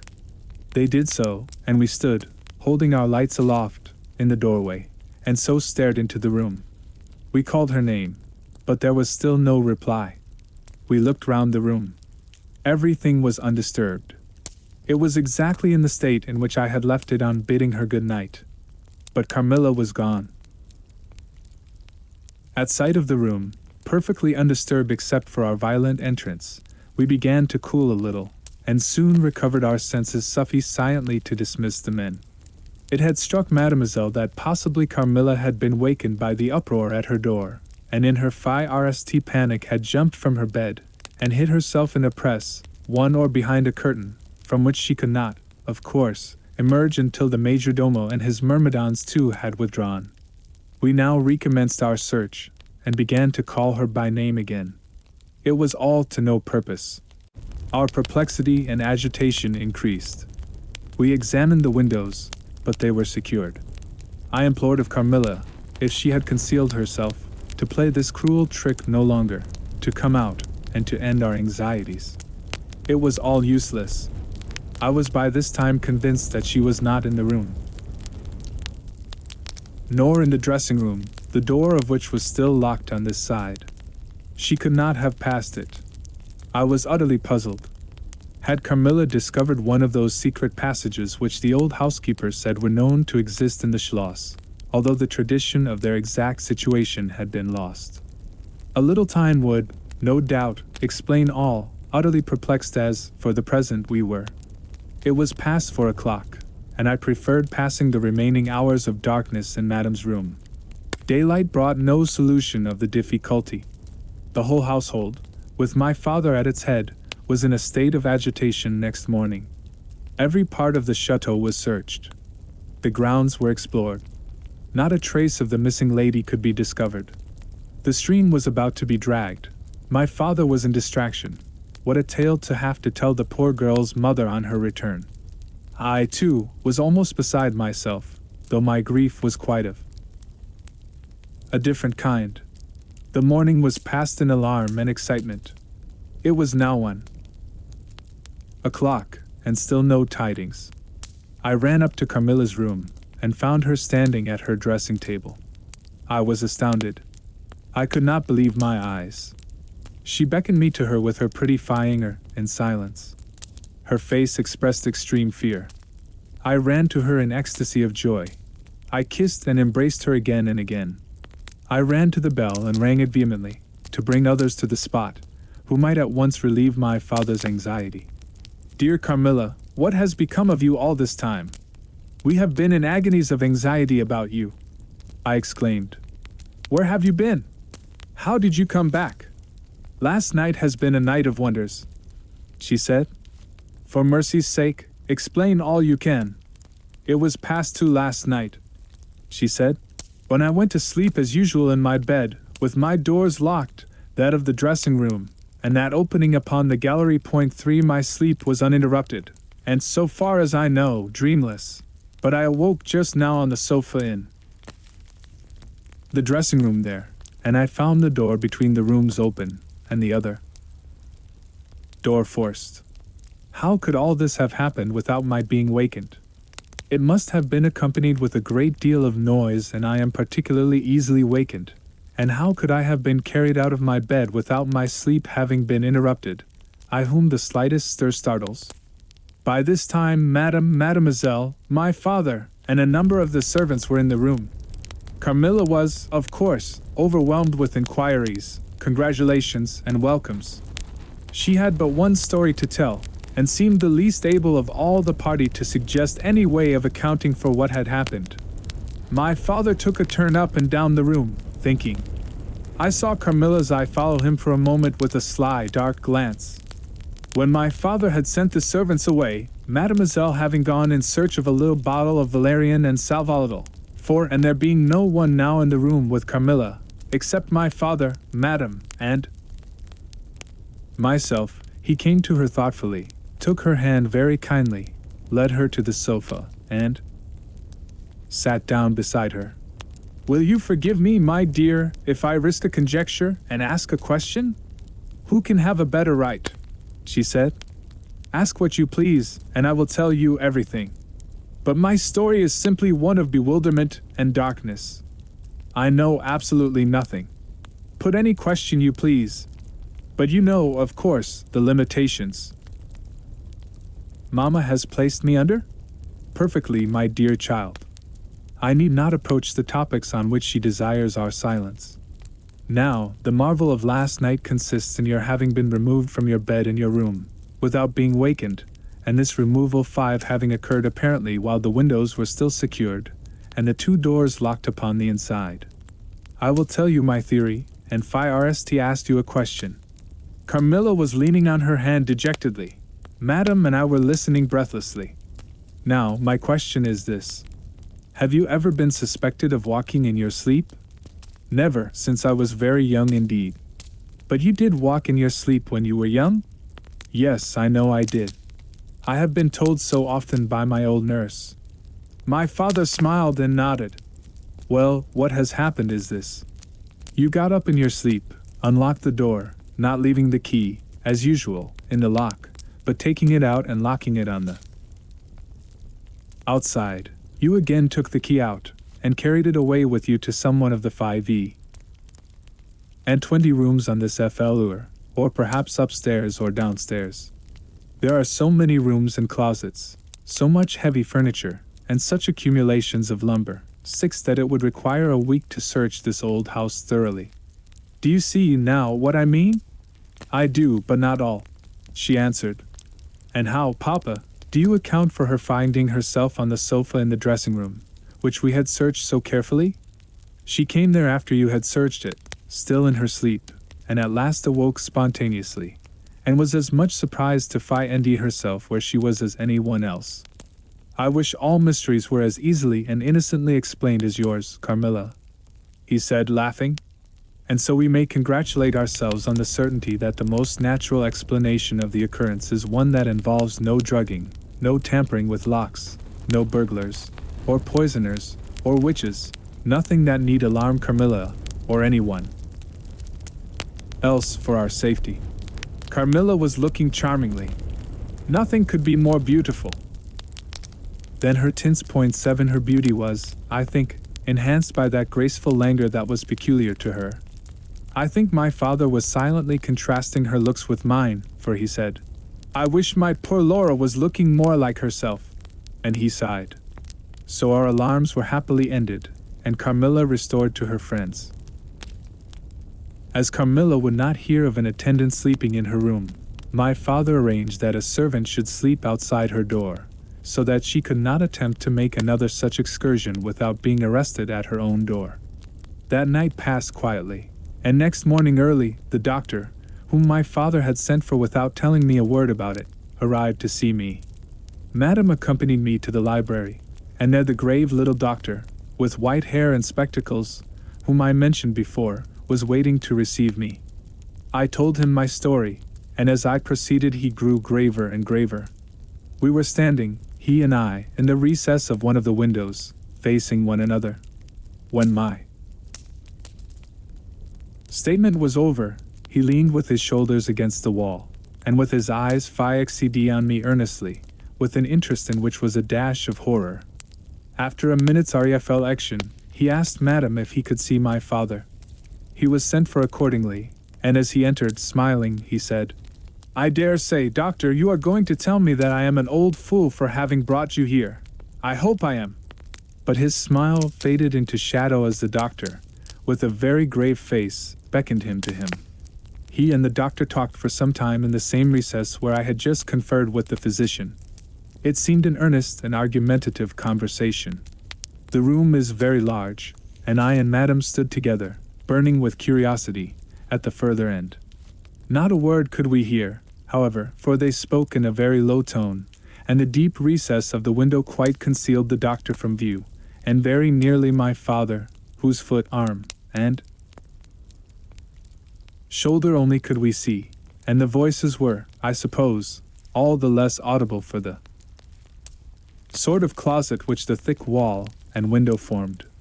After a time my father's face looked into the room. It was pale, thoughtful, and I fancied, agitated. "Laura, dear, come here for a moment." "Madam, we shan't trouble you, the doctor says, at present." Accordingly I approached, for the first time a little alarmed, for, although I felt very weak, I did not feel ill, and strength, one always fancies, is a thing that may be picked up when we please.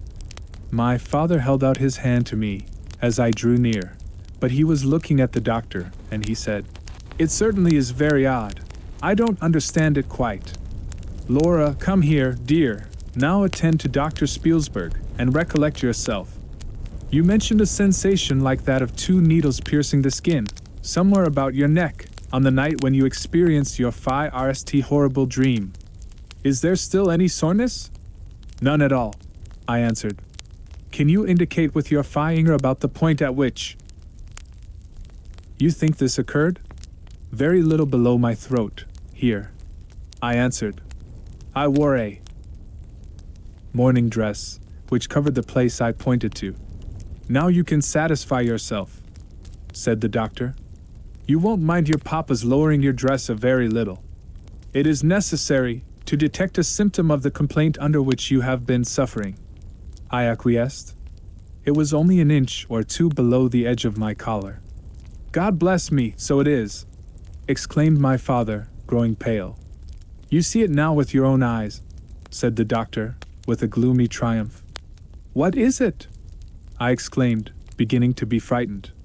"Nothing, my dear young lady, but a small blue spot about the size of the tip of your little finger. And now," he continued, turning to Papa, "the question is what is best to be done. Is there any danger?" I urged, in great trepidation. "I trust not, my dear," answered the doctor.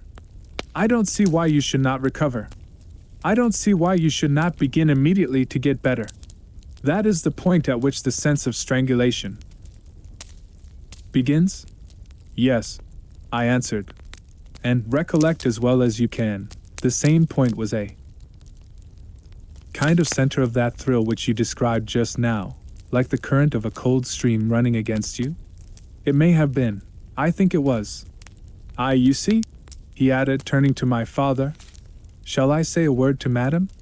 "Certainly," said my father. He called Madame to him and said, "I find my young friend here far from well. It won't be of any great consequence, I hope, but it will be necessary that some steps be taken, which I will explain by and by. But in the meantime, Madame, you will be so good as not to let Miss Laura be alone for one moment." That is the only direction I need give for the present. It is indispensable. We may rely upon your kindness, madam, I know," added my father. Madam satisfied him eagerly. "And you, dear Laura, I know you will observe the doctor's direction. I shall have to ask your opinion upon another patient, whose symptoms slightly resemble those of my daughter, that have just been detailed to you, very much milder in degree, but I believe quite of the same sort. She is a young lady, our guest, but as you say you will be passing this way again this evening, you can't do better than take your supper here, and you can then see her. She does not come down till the afternoon." "I thank you," said the doctor. "I shall be with you, then, at about 7 this evening." And then they repeated their directions to me and to madam, and with this parting charge my father left us, and walked out with the doctor, and I saw them pacing together up and down between the road and the moat, on the grassy platform in front of the castle, evidently absorbed in earnest conversation. The doctor did not return. I saw him mount his horse there, take his leave, and ride away eastward through the forest. Nearly at the same time I saw the man arrive from Dranfeld with the letters, and dismount and hand the bag to my father. In the meantime, madam and I were both busy, lost in conjecture as to the reasons of the singular and earnest direction which the doctor and my father had concurred in imposing. Madam, as she afterwards told me, was afraid the doctor apprehended a sudden seizure, and that, without prompt assistance, I might either lose my life in a fight, or at least be seriously hurt. This interpretation did not strike me, and I fancied, perhaps luckily for my nerves, that the arrangement was prescribed simply to secure a companion, who would prevent my taking too much exercise, or eating unripe fruit, or doing any of the foolish things to which young people are supposed to be prone. About half an hour after my father came in, he had a letter in his hand, and said, "This letter has been delayed. It is from General Spielsdorf. He might have been here yesterday. He may not come till tomorrow, or he may be here today." He put the open letter into my hand, but he did not look pleased, as he used when a guest, especially one so much loved as the general, was coming. On the contrary, he looked as if he wished him at the bottom of the Red Sea. There was plainly something on his mind which he did not choose to divulge. "Papa, darling, will you tell me this?" said I, suddenly laying my hand on his arm, and looking, I am sure, imploringly in his face. "Perhaps," he answered, smoothing my hair caressingly over my eyes. "Does the doctor think me very ill?" "No, dear, he thinks if right steps are taken, you will be quite well again, at least, on the high road to a complete recovery, in a day or two," he answered, a little drily. "I wish our good friend, the general, had chosen any other time. That is, I wish you had been perfectly well to receive him. But do tell me, Papa," I insisted. "What does he think is the matter with me?" "Nothing. You must not plague me with questions," he answered, with more irritation than I ever remember him to have displayed before, and seeing that I looked wounded, I suppose he kissed me and added, "You shall know all about it in a day or two, that is, all that I know. In the meantime you are not to trouble your head about it." He turned and left the room, but came back before I had done wondering and puzzling over the oddity of all this. It was merely to say that he was going to Karnstein, and had ordered the carriage to be ready at 12, and that I and Madame should accompany him. He was going to see the priest who lived near those picturesque grounds, upon business, and as Carmilla had never seen them, she could follow, when she came down, with Mademoiselle, who would bring materials for what you call a picnic, which might be laid for us in the ruined castle. At 12 o'clock, accordingly, I was ready, and not long after my father, Madame, and I set out upon our projected drive. Passing the drawbridge we turned to the right, and follow the road over the steep Gothic bridge, westward, to reach the deserted village and ruined castle of Karnstein. No sylvan drive can be fancied prettier. The ground breaks into gentle hills and hollows, all clothed with beautiful wood, totally destitute of the comparative formality which artifice, planting, and early culture and pruning impart. The irregularities of the ground often lead the road out of its course, and cause it to wind beautifully round the sides of broken hollows and the steeper sides of the hills, among varieties of ground almost inexhaustible. Turning one of these points, we suddenly encountered our old friend, the old general, riding towards us, attended by a mounted servant. 1 His portmanteaus were following in a hired wagon, such as we term a cart. The general dismounted as we pulled up, and after the usual greetings, was easily persuaded to accept the vacant seat in the carriage, and send his horse on with his servant to the schloss. It was about 10 months since we had last seen him, but that time had sufficed to make an alteration of years in his appearance. He had grown thinner.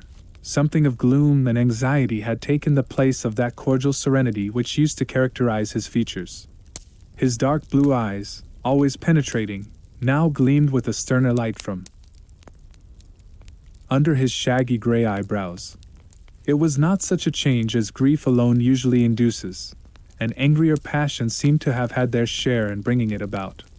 We had not long resumed our drive, when the general began to talk, with his usual soldierly directness, of the bereavement, as he termed it, which he had sustained in the death of his beloved niece and ward, and he then broke out in a tone of intense bitterness and fury, inveighing against the hellish arts, to which she had fallen a victim, and expressing, with more exasperation than piety, his wonder that heaven should tolerate so monstrous an indulgence of the lusts and malignity of hell. My father, who saw at once that something very extraordinary had befallen, asked him, if not too painful to him, to detail the circumstances which he thought justified the strong terms in which he expressed himself. I should tell you all with pleasure, said the general, but you would not believe me. Why should I not? He asked. Because, he answered testily, you believe in nothing but what consists with your own prejudices and illusions. I remember when I was like you, but I have learned better. Try me, said my father. I am not such a dogmatist as you suppose. Besides which, I very well know that you generally require proof for what you believe, and am, therefore, very strongly predisposed to respect your conclusions. You are right in supposing that I have not been led lightly into a belief in the marvelous, for what I have experienced is marvelous, and I have been forced by extraordinary evidence to credit that which ran counter, diametrically, to all my theories. I have been made the dupe of a preternatural conspiracy. Notwithstanding his professions of confidence and the general's penetration, I saw my father, at this point, glance at the general, with, as I thought, a marked suspicion of his sanity. The general did not see it, luckily. He was looking gloomily and curiously into the glades and vistas of the woods that were opening before us. You are going to the ruins of Karnstein? He said. Yes, it is a lucky coincidence. Do you know I was going to ask you to bring me there to inspect them? I have a special object in exploring. There is a ruined chapel, ain't there, with a great many tombs of that extinct family? 1. So there are, highly interesting, said my father. I hope you are thinking of claiming the title and estates? My father said this gaily, but the general did not recollect the laugh, or even the smile, which courtesy exacts for a friend's joke. On the contrary, he looked grave and even fierce, ruminating on a matter that stirred his anger and horror. Something very different, he said gruffly. Why? I mean to unearth some of those fine people. I hope, by God's blessing, to accomplish a pious sacrilege here, which will relieve our earth of certain monsters, and enable honest people to sleep in their beds without being assailed by murderers. I have strange things to tell you, my dear friend, such as I myself would have scouted as incredible a few months since. My father looked at him again, but this time not with a glance of suspicion, with an eye, rather, of keen intelligence and alarm. The house of Karnstein, he said, has been long extinct, 100 years at least.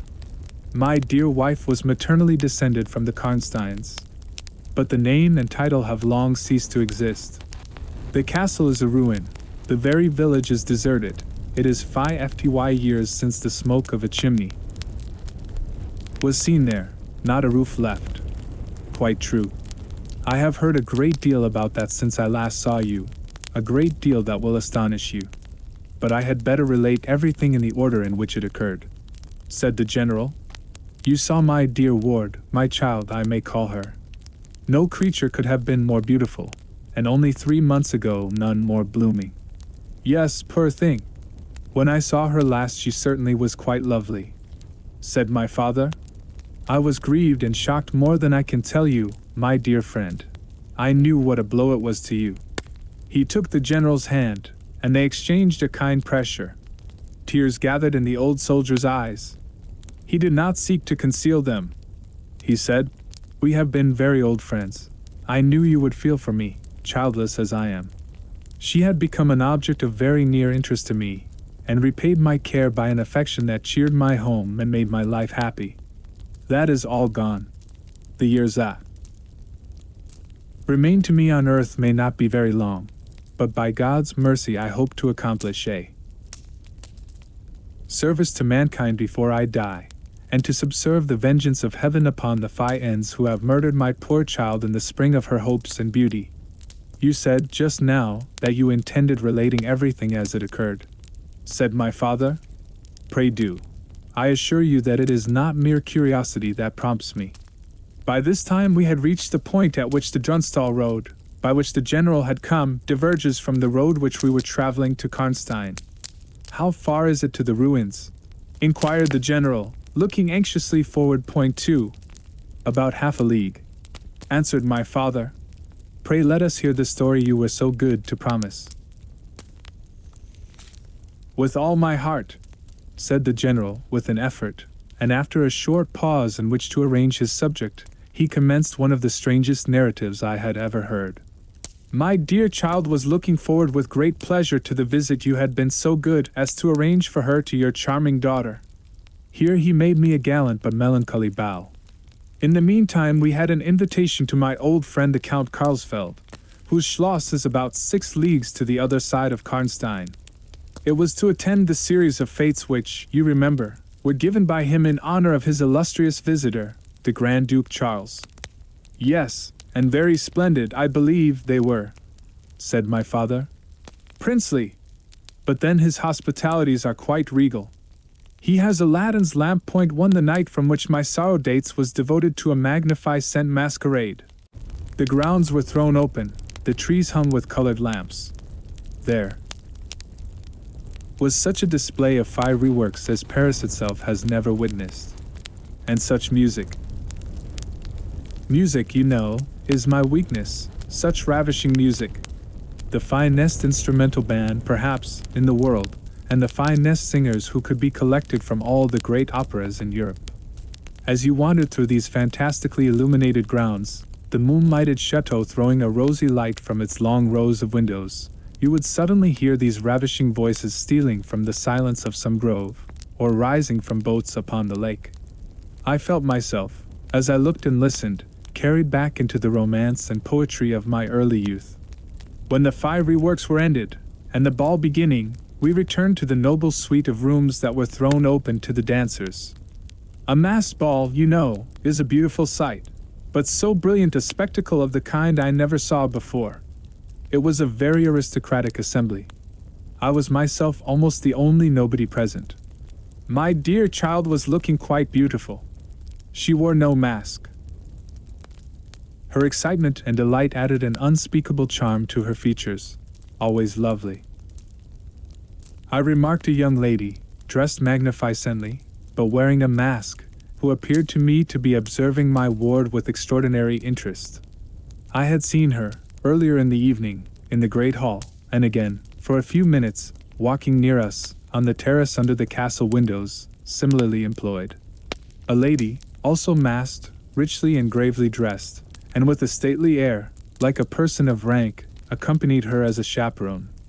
Had the young lady not worn a mask, I could, of course, have been much more certain upon the question whether she was really watching my poor darling.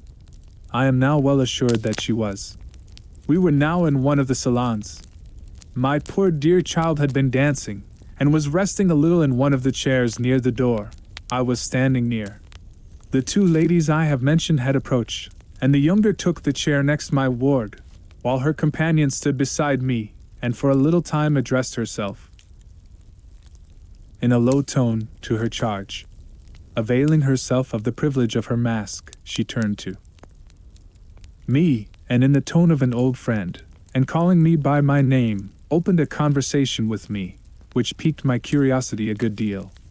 She referred to many scenes where she had met me, at court, and at distinguished houses. She alluded to little incidents which I had long ceased to think of, but which, I found, had only lain in abeyance in my memory, for they instantly started into life at her touch. I became more and more curious to ascertain who she was, every moment. She parried my attempts to discover very adroitly and pleasantly. The knowledge she showed of many passages in my life seemed to me all but unaccountable, and she appeared to take a not unnatural pleasure in foiling my curiosity, and in seeing me a flounder, in my eager perplexity, from one conjecture to another. In the meantime the young lady, whom her mother called by the odd name of Millarca, when she once or twice addressed her, had, with the same ease and grace, got into conversation with my ward. She introduced herself by saying that her mother was a very old acquaintance of mine. She spoke of the agreeable audacity which a mask rendered practicable. She talked like a friend. She admired her dress, and insinuated very prettily her admiration of her beauty. She amused her with laughing criticisms upon the people who crowded the ballroom, and laughed at my poor child's fun. She was very witty and lively when she pleased, and after a time they had grown very good friends, and the young stranger lowered her mask, displaying a remarkably beautiful face. I had never seen it before, neither had my dear child. But though it was new to us, the features were so engaging, as well as lovely, that it was impossible not to feel the attraction powerfully. My poor girl did so. I never saw anyone more taken with another at first sight, unless, indeed, it was the stranger herself, who seemed quite to have lost her heart to her. In the meantime, availing myself of the license of a masquerade, I put not a few questions to the elder lady. "You have puzzled me utterly," I said, laughing. "Is that not enough? Won't you, now, consent to stand on equal terms, and do me the kindness to remove your mask?" "Can any request be more unreasonable?" she replied. "Ask a lady to yield an advantage. Beside, how do you know? You should recognize me? Years make changes." "As you see," I said, with a bow, "and I suppose," a rather melancholy little laugh. "As philosophers tell us," she said. "And how do you know that a sight of my face would help you?" "I should take chance for that," I answered. "It is vain trying to make yourself out an old woman. Your figure betrays you. Years, nevertheless, have passed since I saw you, rather since you saw me, for that is what I am considering. Millarca, there, is my daughter. I cannot then be young, even in the opinion of people whom time has taught to be indulgent, and I may not like to be compared with what you remember me. You have no mask to remove. You can offer me nothing in exchange. My petition is to your pity, to remove it. And mine to yours, to let it stay where it is," she replied. "Well then, at least you will tell me whether you are French or German. You speak both languages so perfectly." "I don't think I shall tell you." "That, General, you intend a surprise, and are meditating the particular point of attack." "At all events, you won't deny this," I said, "that being honored by your permission to converse, I ought to know how to address you. Shall I say Madame la Comtesse?" She laughed, and she would, no doubt, have met me with another evasion, if, indeed, I can treat any occurrence in an interview, every circumstance of which was prearranged, as I now believe, with the profoundest cunning, as liable to be modified by accident. As to that, she began. But she was interrupted, almost as she opened her lips, by a gentleman, dressed in black, who looked particularly elegant and distinguished, with this drawback, that his face was the most deadly pale I ever saw, except in death. He was in no masquerade, in the plain evening dress of a gentleman, and he said, without a smile, but with a courtly and unusually low bow, Will Madame the Countess permit me to say a very few words which may interest her? The lady turned quickly to him, and touched her lip in token of silence. She then said to me, "Keep my place for me, General. I shall return when I have said a few words." And with this injunction, playfully given, she walked a little aside with the gentleman in black, and talked for some minutes, apparently very earnestly. They then walked away slowly together in the crowd, and I lost them for some minutes. I spent the interval in cudgeling my brains for a conjecture as to the identity of the lady who seemed to remember me so kindly, and I was thinking of turning about and joining in the conversation between my pretty ward and the Countess's daughter, and trying whether, by the time she returned, I might not have a surprise in store for her, by having her name, title, chateau, and estates at my fingers' ends. But at this moment she returned, accompanied by the pale man in black, who said, "I shall return and inform Madame la Comtesse when her carriage is at the door." He withdrew with a bow. "Then we are to lose Madame the Countess, but I hope only for a few hours," I said, with a low bow. "It may be that only, or it may be a few weeks. It was very unlucky his speaking to me just now as he did. Do you now know me?" I assured her I did not. "You shall know me," she said, "but not at present. We are older and better friends than, perhaps, you suspect. I cannot yet declare myself. I shall in 3 weeks pass your beautiful Schloss, about which I have been making inquiries. I shall then look in upon you for an hour or two, and renew a friendship which I never think of without 1,000 pleasant recollections. This moment a piece of news has reached me like a thunderbolt.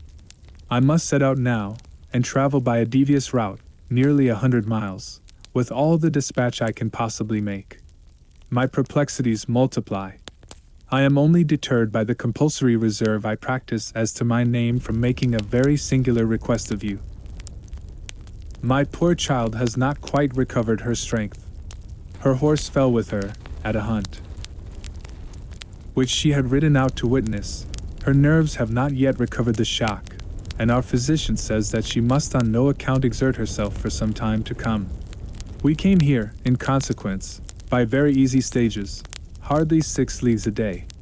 I must now travel day and night, on a mission of life and death, a mission the critical and momentous nature of which I shall be able to explain to you when we meet, as I hope we shall, in a few weeks, without the necessity of any concealment." She went on to make her petition, and it was in the tone of a person from whom such a request amounted to conferring, rather than seeking a favor. This was only in manner, and, as it seemed, quite unconsciously. Then the terms in which it was expressed, nothing could be more deprecatory. It was simply that I would consent to take charge of her daughter during her absence.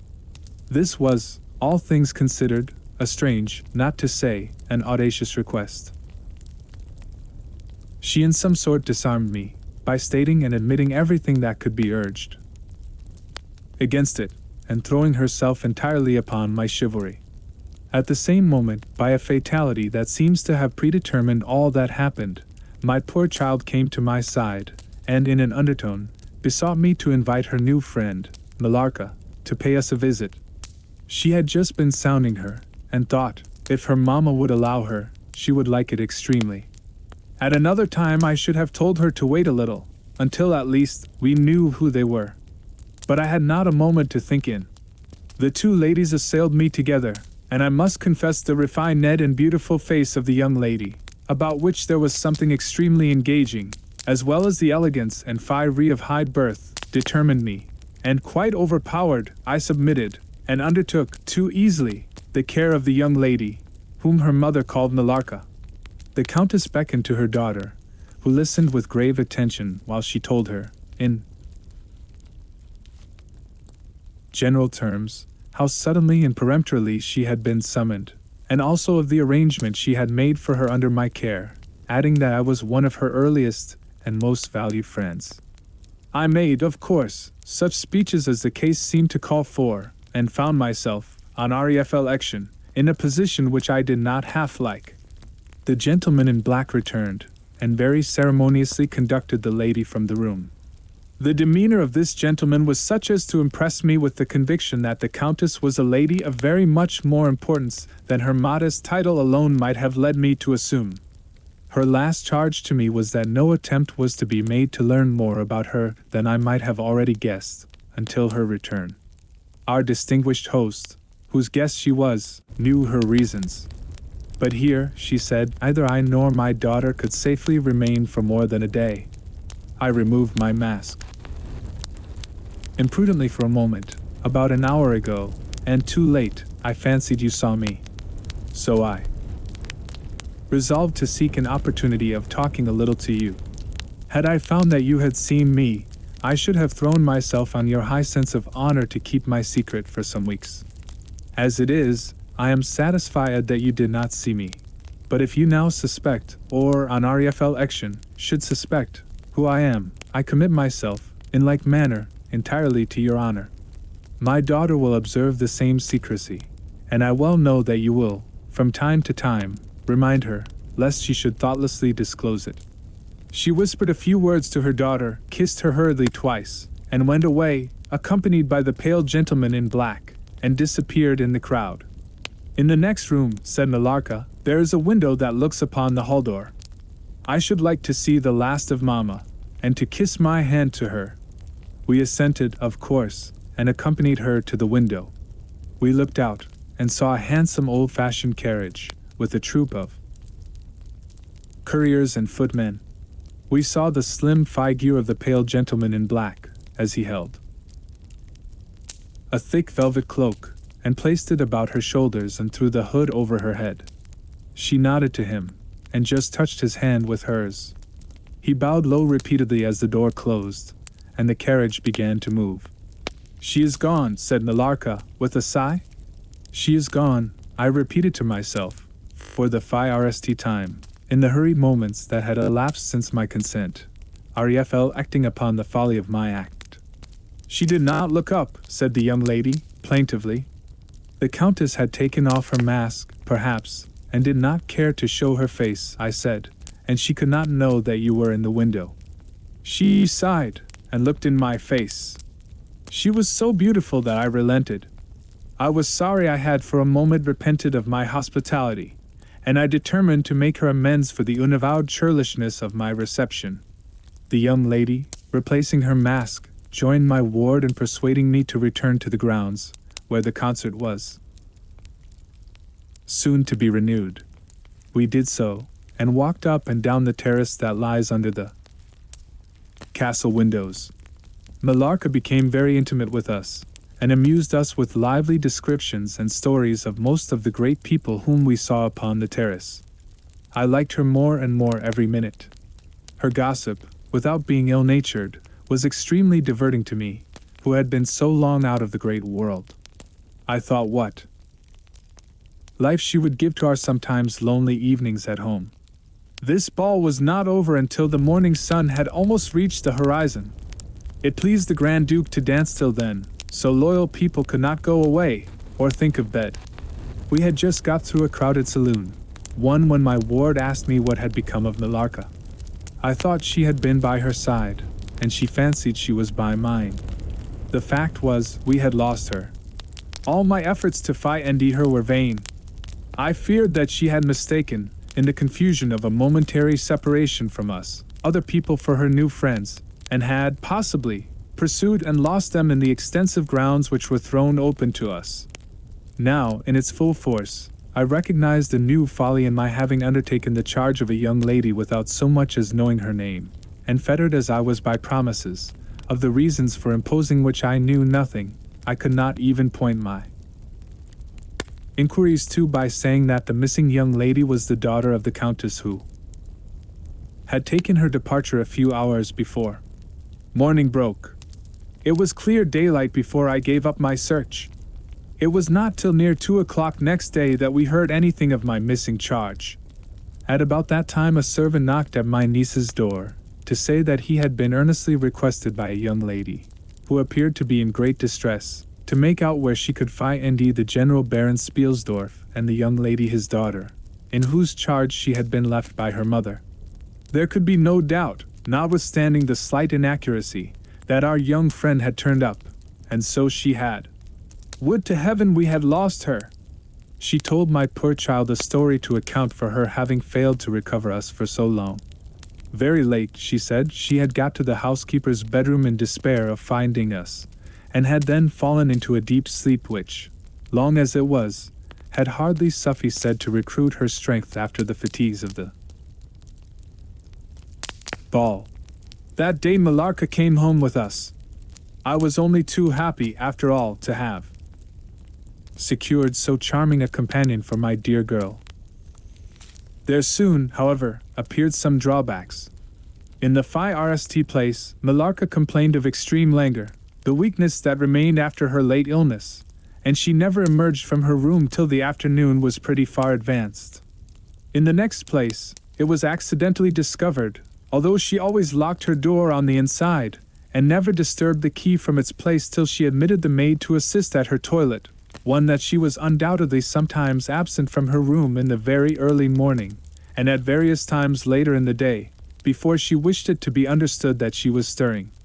She was repeatedly seen from the windows of the Schloss, in the first faint grey of the morning, walking through the trees, in an easterly direction, and looking like a person in a trance.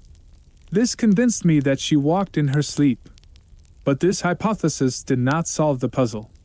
How did she pass out from her room, leaving the door locked on the inside?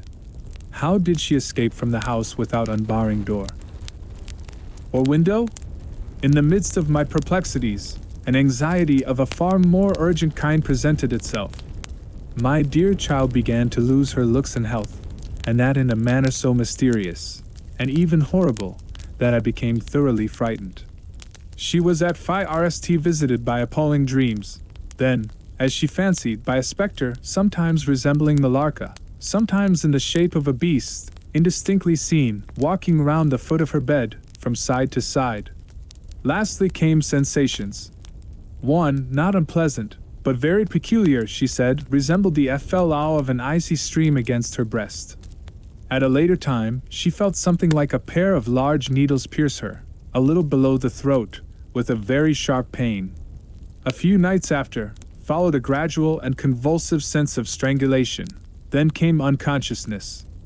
I could hear distinctly every word the kind old general was saying, because by this time we were driving upon the short grass that spreads on either side of the road as you approach the roofless village which had not shown the smoke of a chimney for more than half a century.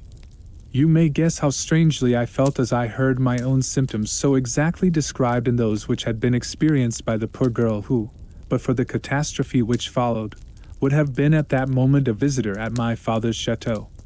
You may suppose, also, how I felt as I heard him detail habits and mysterious peculiarities which were, in fact, those of our beautiful guest, Carmilla. A vista opened in the forest.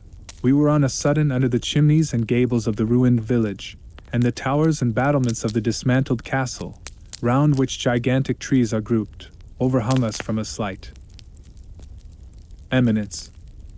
In a frightened dream I got down from the carriage, and in silence, for we had each abundant matter for thinking, we soon mounted the ascent, and were among the spacious chambers, winding stairs, and dark corridors of the castle.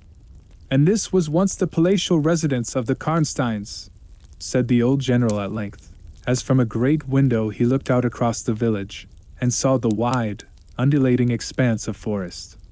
It was a bad family, and here its blood-stained annals were written. He continued, it is hard that they should, after death, continue to plague the human race with their atrocious lusts. That is the chapel of the Karnsteins down there. He pointed down to the grey walls of the Gothic building, partly visible through the foliage, a little way down the steep. And I hear the axe of a woodman, he added, busy among the trees that surround it. He possibly may give us the information of which I am in search, and point out the grave of Mircalla, Countess of Karnstein. These rustics preserve the local traditions of great families, whose stories die out among the rich and titled so soon as the families themselves become extinct.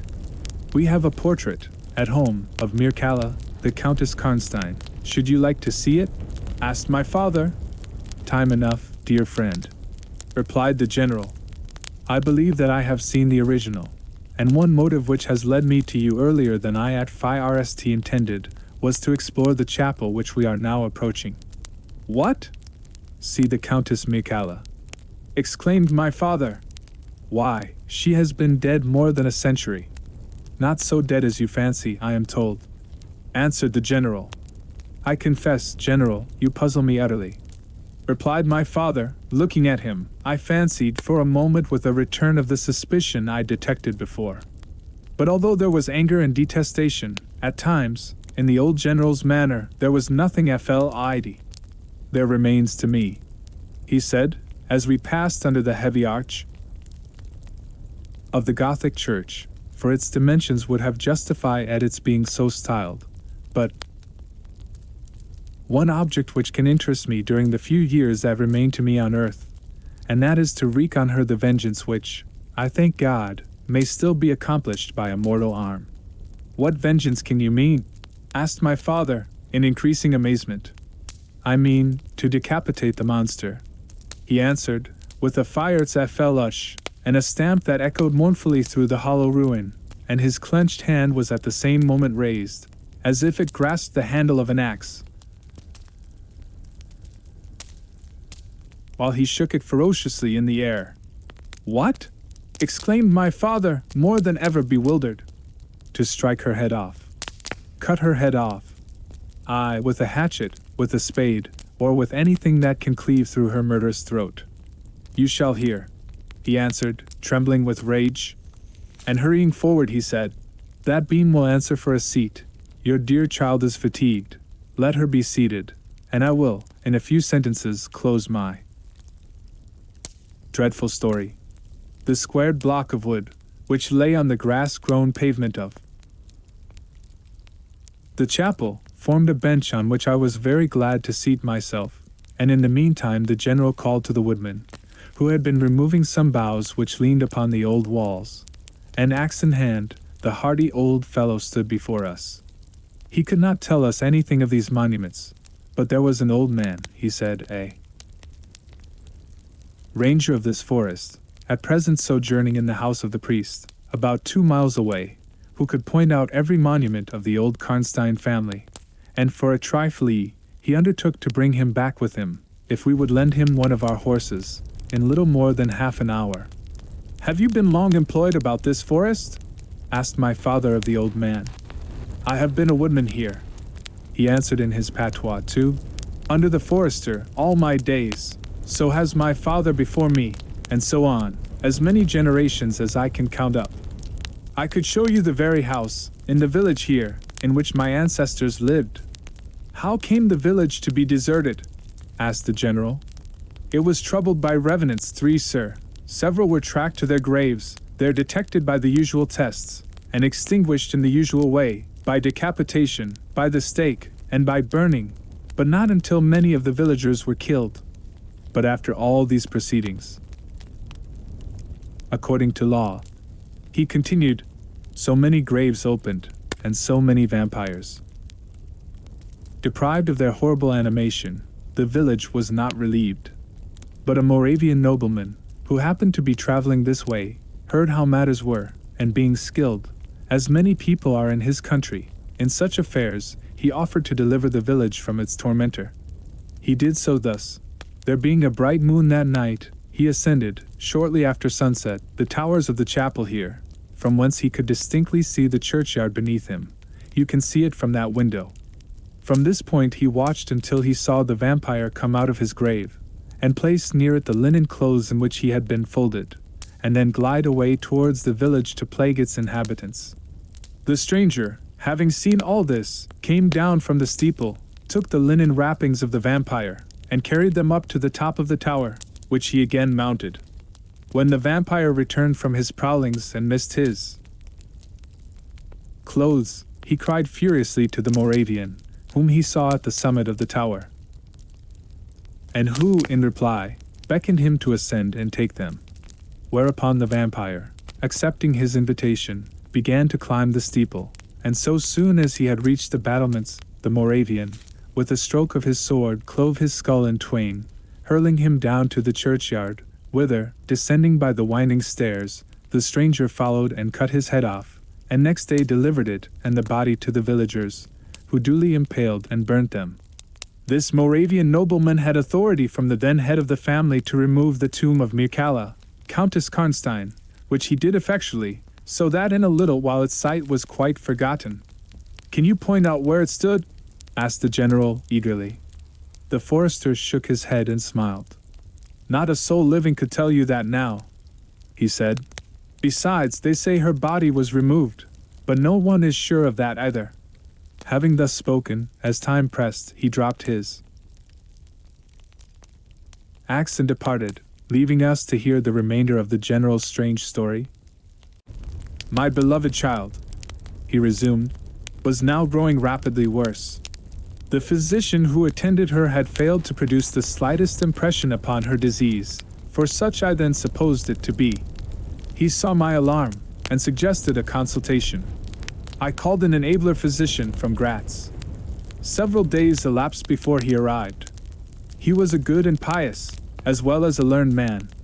Having seen my poor ward together, they withdrew to my library to confer and discuss. I, from the adjoining room, where I awaited their summons, heard these two gentlemen's voices raised in something sharper than a strictly philosophical discussion. I knocked at the door and entered. I found the old physician from Graz maintaining his theory.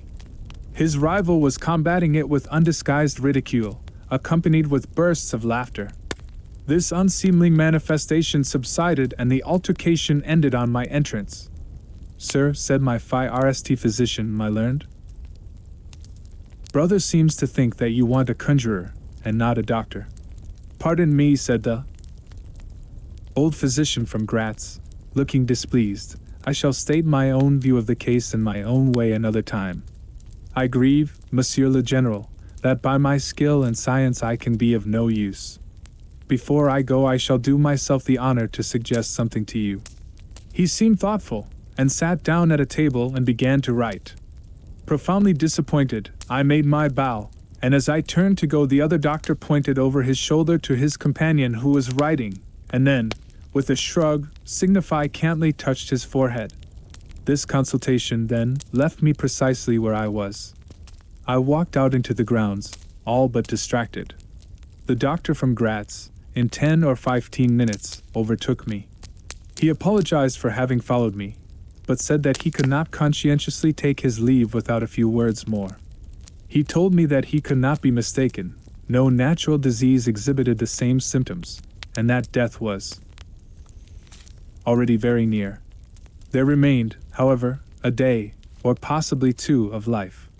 If the fatal seizure were at once arrested, with great care and skill her strength might possibly return. But all hung now upon the confidence of the irrevocable. One more assault might extinguish the last spark of vitality which is, every moment, ready to die. "And what is the nature of the seizure you speak of?" I entreated. "I have stated all fully in this note, which I place in your hands upon the distinct condition that you send for the nearest clergyman, and open my letter in his presence, and on no account read it till he is with you. You would despise it else, and it is a matter of life and death. Should the priest fail you, then, indeed, you may read it." He asked me, before taking his leave finally, whether I would wish to see a man curiously learned upon the very subject, which, after I had read his letter, would probably interest me above all others, and he urged me earnestly to invite him to visit him there, and so took his leave. The ecclesiastic was absent, and I read the letter by myself. At another time, or in another case, it might have excited my ridicule. But into what quackeries will not people rush for a last chance, where all accustomed means have failed, and the life of a beloved object is at stake? Nothing, you will say, could be more absurd than the learned man's letter. It was monstrous enough to have consigned him to a madhouse. He said that the patient was suffering from the visits of a vampire. The punctures which she described as having occurred near the throat were, he insisted, the insertion of those 2 long, thin, and sharp teeth which, it is well known, are peculiar to vampires, and there could be no doubt, he added, as to the well-defined presence of the small livid mark which all concurred in describing as that induced by the demon's lips. And every symptom described by the sufferer was in exact conformity with those recorded in every case of a similar visitation. Being myself wholly skeptical as to the existence of any such portent as the vampire, the supernatural theory of the good doctor furnished, in my opinion, but another instance of learning and intelligence oddly associated with some one hallucination. I was so miserable, however, that, rather than try nothing, I acted upon the instructions of the letter. I concealed myself in the dark dressing room that opened upon the poor patient's room, in which a candle was burning, and watched there till she was fast asleep. I stood at the door, peeping through the small crevice, my sword laid on the table beside me, as my directions prescribed, until, a little after 1, I saw a large black object, very ill-defined, crawl, as it seemed to me, over the foot of the bed, and swiftly spread itself up to the poor girl's throat, where it swelled, in a moment, into a great, palpitating mass. For a few moments I had stood petrified. I now sprang forward, with my sword in my hand. The black creature suddenly contracted toward the foot of the bed, glided over it, and standing on the floor about a yard below the foot of the bed, with a glare of skulking ferocity and horror fixed on me, I saw Millarca. Speculating I know not what, I struck at her instantly with my sword, but I saw her standing near the door, unscathed. Horrified, I pursued, and struck again. She was gone, and my sword fell to shivers against the door. I can't describe to you all that passed on that horrible night. The whole house was up and stirring. The spectre Millarca was gone, but her victim was sinking fast, and before the morning dawned she died. The old general was agitated. We did not speak to him.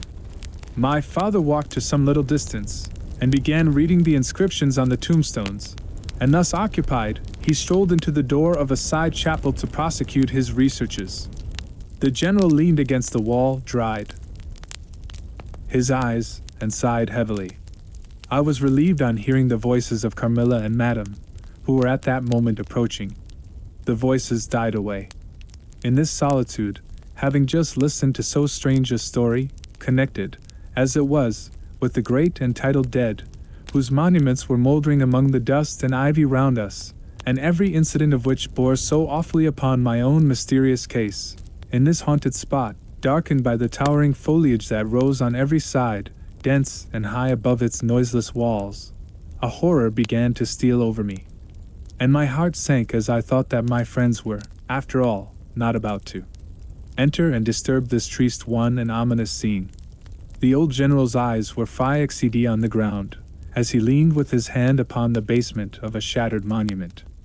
Under a narrow, arched doorway, surmounted by one of those demoniacal grotesques in which the cynical and ghastly fancy of old Gothic carving delights, I saw very gladly the beautiful face and figure of Carmilla enter the shadowy chapel. I was just about to rise and speak, and nodded smiling, in answer to her peculiarly engaging smile, when with a cry, the old man by my side caught up the woodman's hatchet, and started forward. On seeing him a brutalized change came over her features. It was an instantaneous and horrible transformation, as she made a crouching step backwards. Before I could utter a scream, he struck at her with all his force, but she dived under his blow, and unscathed, caught him in her tiny grasp by the wrist. He struggled for a moment to release his arm, but his hand opened, the axe fell to the ground, and the girl was gone. He staggered against the wall. His gray hair stood upon his head, and a moisture shone over his face, as if he were at the point of death. The frightful scene had passed in a moment. The first thing I recollect after is Madame standing before me, and impatiently repeating again and again the question, "Where is Mademoiselle Carmilla?" I answered at length, "I don't know, I can't tell," she went. "There," and I pointed to the door through which Madame had just entered, only a minute or two since. But I have been standing there, in the passage, ever since Mademoiselle Carmilla entered, and she did not return. She then began to call, "Carmilla," through every door and passage and from the windows, but no answer came. "She called herself Carmilla?" asked the general, still agitated. "Carmilla, yes," I answered. He said, "that is Millarca. That is the same person who long ago was called Mircalla, Countess Karnstein. Depart from this accursed ground, my poor child, as quickly as you can. Drive to the clergyman's house, and stay there till we come. Begone! May you never behold Carmilla more, you will not find her here." As he spoke, one of the strangest-looking men I ever beheld entered the chapel at the door through which Carmilla had made her entrance and her exit. He was tall, narrow-chested, stooping, with high shoulders, and dressed in black. His face was brown and dried in with deep furrows. He wore an oddly shaped hat with a broad leaf. His hair, long and grizzled, hung on his shoulders. He wore a pair of gold spectacles, and walked slowly, with an odd shambling gait, with his face sometimes turned up to the sky, and sometimes bowed down toward the ground, seemed to wear a perpetual smile. His long thin arms were swinging, and his lank hands, in old black gloves ever so much too wide for them, waving and gesticulating in utter abstraction. "The very man!" exclaimed the general, advancing with manifest delight. "My dear Baron, how happy I am to see you! I had no hope of meeting you so soon." He signed to my father, who had by this time returned, and leading the fantastic old gentleman, whom he called the Baron, to meet him, he introduced him formally, and they at once entered into earnest conversation. The stranger took a roll of paper from his pocket, and spread it on the worn surface of a tomb that stood by. He had a pencil case in his fingers, with which he traced imaginary lines from point to point on the paper, which from their often glancing from it, together, at certain points of the building, I concluded to be a plan of the chapel. He accompanied, what I may term, his lecture, with occasional readings from a dirty little book, whose yellow leaves were closely written over. They sauntered together down the side aisle, opposite to the spot where I was standing, conversing as they went. Then they began one measuring distances by paces, and finally they all stood together, facing a piece of the side wall, which they began to examine with great minuteness, pulling off the ivy that clung over it, and rapping the plaster with the ends of their sticks, scraping here and knocking there. At length they ascertained the existence of a broad marble tablet, with letters carved in relief upon it. With the assistance of the woodman, who returned, a monumental inscription and carved escutcheon were disclosed. They proved to be those of the long-lost monument of Mircalla, Countess Karnstein. The old general, though not I fear given to the praying mood, raised his hands and eyes to heaven, in mute thanksgiving for some moments. "Tomorrow," I heard him say, "the commissioner will be here, and the inquisition will be held according to law." Then turning to the old man with the gold spectacles, whom I have described, he shook him warmly by both hands and said, "Baron, how can I thank you? How can we all thank you? You will have delivered this region from a plague that has scourged its inhabitants for more than a century. The horrible enemy, thank God, is at last tracked." My father led the stranger aside, and the general followed. I knew that he had led them out of hearing, that he might relate my case, and I saw them glance often quickly at me, as the discussion proceeded. My father came to me, kissed me again and again, and leading me from the chapel said, "It is time to return, but before we go home, we must add to our party the good priest, who lives but a little way from this, and persuade him to accompany us to the Schloss." In this quest we were successful, and I was glad, being unspeakably fatigued when we reached home. But my satisfaction was changed to dismay, on discovering that there were no tidings of Carmilla. Of the scene that had occurred in the ruined chapel, no explanation was offered to me, and it was clear that it was a secret which my father for the present determined to keep from me. The sinister absence of Carmilla made the remembrance of the scene more horrible to me. The arrangements for that night were singular. 2 servants and Madame were to sit up in my room that night, and the ecclesiastic with my father kept watch in the adjoining dressing room. The priest had performed certain solemn rites that night, the purport of which I did not understand any more than I comprehended the reason of this extraordinary precaution taken for my safety during sleep. I saw all clearly a few days later. The disappearance of Carmilla was followed by the discontinuance of my nightly sufferings. You have heard, no doubt, of the appalling superstition that prevails in Upper and Lower Styria, too in Moravia, Silesia, in Turkish Servia, in Poland, even in Russia, the superstition, so we must call it, of the vampire.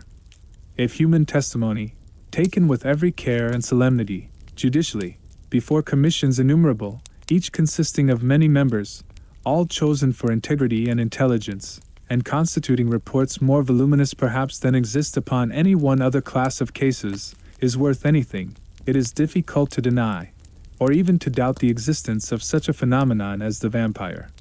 For my part, one heard no theory by which to explain what I myself have witnessed and experienced, other than that supplied by the ancient and well-attested belief of the country. The next day the formal proceedings took place in the chapel of Karnstein. The grave of the Countess Mircalla was opened, and the general and my father recognized each his perfidious and beautiful guest, in the face now disclosed to view. The features, though 105 years had passed since her funeral, were tinted with the warmth of life. Her eyes were open, no cadaverous smell exhaled from the coffee inn. The two medical men, one officily present, the other on the part of the promoter of the Inquirer, attested the marvelous fact that there was a faint but appreciable respiration, and a corresponding action of the heart. The limbs were perfectly flexible, the flesh elastic, and the leaden coffee and oat with blood, in which to a depth of 7 inches, the body lay immersed. Here then, were all the admitted signs and proofs of vampirism. The body, therefore, in accordance with the ancient practice, was raised, and a sharp stake driven through the heart of the vampire, who uttered a piercing shriek at the moment, in all respects such as might escape from a living person in the last agony. Then the head was struck off, and a torrent of blood flowed from the severed neck. The body and head were next placed on a pile of wood, and reduced to ashes, which were thrown upon the river and borne away, and that territory has never since been plagued by the visits of a vampire. My father has a copy of the report of the Imperial Commission, with the signatures of all who were present at these proceedings, attached in verification of the statement. It is from this official paper that I have summarized my account of this last shocking scene. I write all this, you suppose, with composure. But far from it, I cannot think of it without agitation.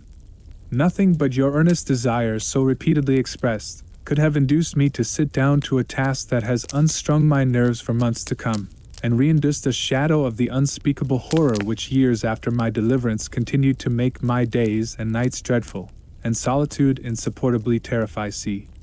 Let me add a word or two about that quaint Baron Vordenberg, to whose curious lore we were indebted for the discovery of the Countess Mircalla's grave.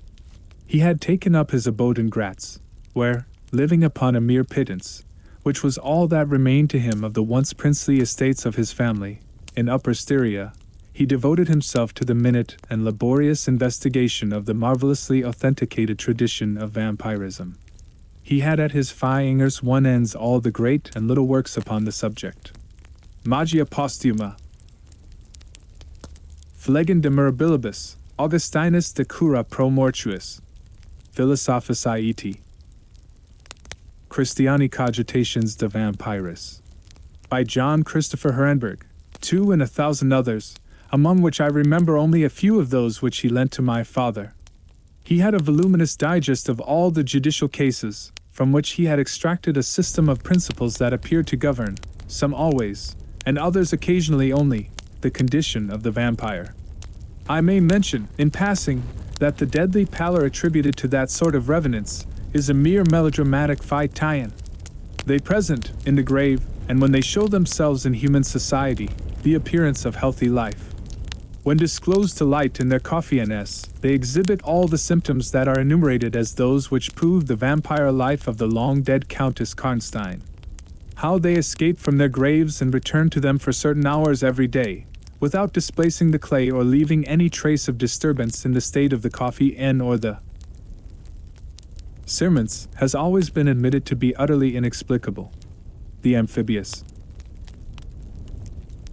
existence of the vampire is sustained by daily renewed slumber in the grave. Its horrible lust for living blood supplies the vigor of its waking existence. The vampire is prone to be fascinated with an engrossing vehemence, resembling the passion of love, by particular persons.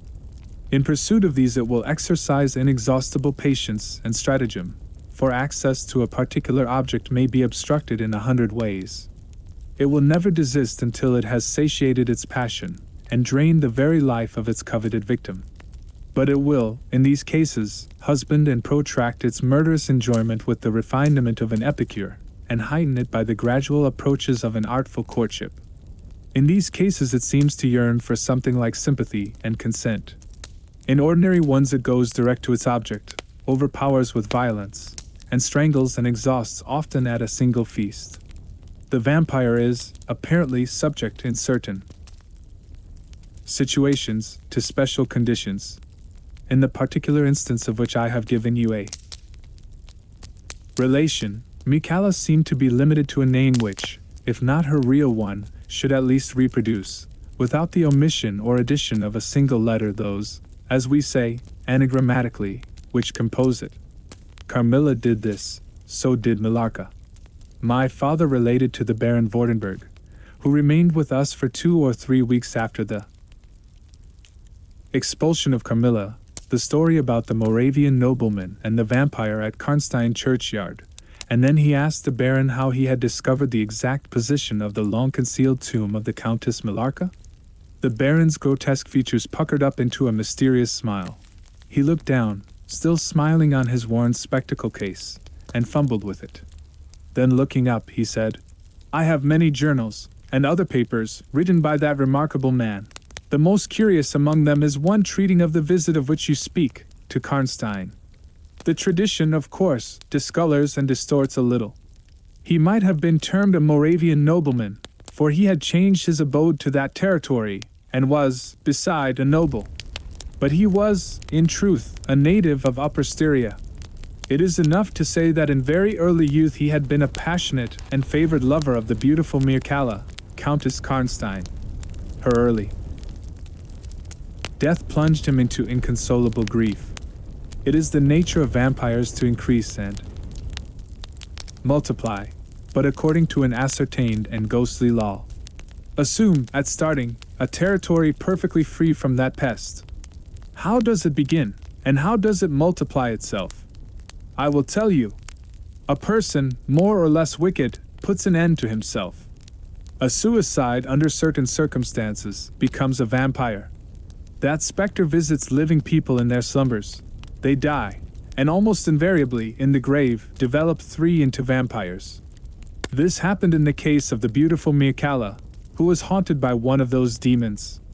My ancestor, Vordenberg, whose title I still bear, soon discovered this, and in the course of the studies to which he devoted himself, learned a great deal more. Among other things, he concluded that suspicion of vampirism would probably fall, sooner or later, upon the dead countess, who in life had been his idol. He conceived a horror, be she what she might, of her remains being profaned by the outrage of a posthumous execution. He has left a curious paper to prove that the vampire, on its expulsion from its amphibious existence, is projected into a far more horrible life, and he resolved to save his once beloved Mircalla from this. He adopted the stratagem of a journey here, a pretended removal of her remains, and a real obliteration of her monument. When age had stolen upon him, and from the veil of years he looked back on the scenes he was leaving, he considered, in a different spirit, what he had done, and a horror took possession of him. He made the tracings and notes which have guided me to the very spot, and drew up a confession of the deception that he had practiced. If he had intended any further action in this matter, death prevented him, and the hand of a remote descendant has, too late for many, directed the pursuit to the lair of the beast. We talked a little more, and among other things he said was this: one sign of the vampire is the power of the hand. The slender hand of Mircalla closed like a vice of steel on the general's wrist when he raised the hatchet to strike. But its power is not confined to its grasp. It leaves a numbness in the limb it seizes, which is slowly, if ever, recovered from. The following spring my father took me a tour through Italy. We remained away for more than a year. It was long before the terror of recent events subsided, and to this hour the image of Carmilla returns to memory with ambiguous alternations sometimes. The playful, languid, beautiful girl, sometimes the writhing fiend I saw in the ruined church, and often from a reverie I have started, fancying I heard the light step of Carmilla at the drawing-room door.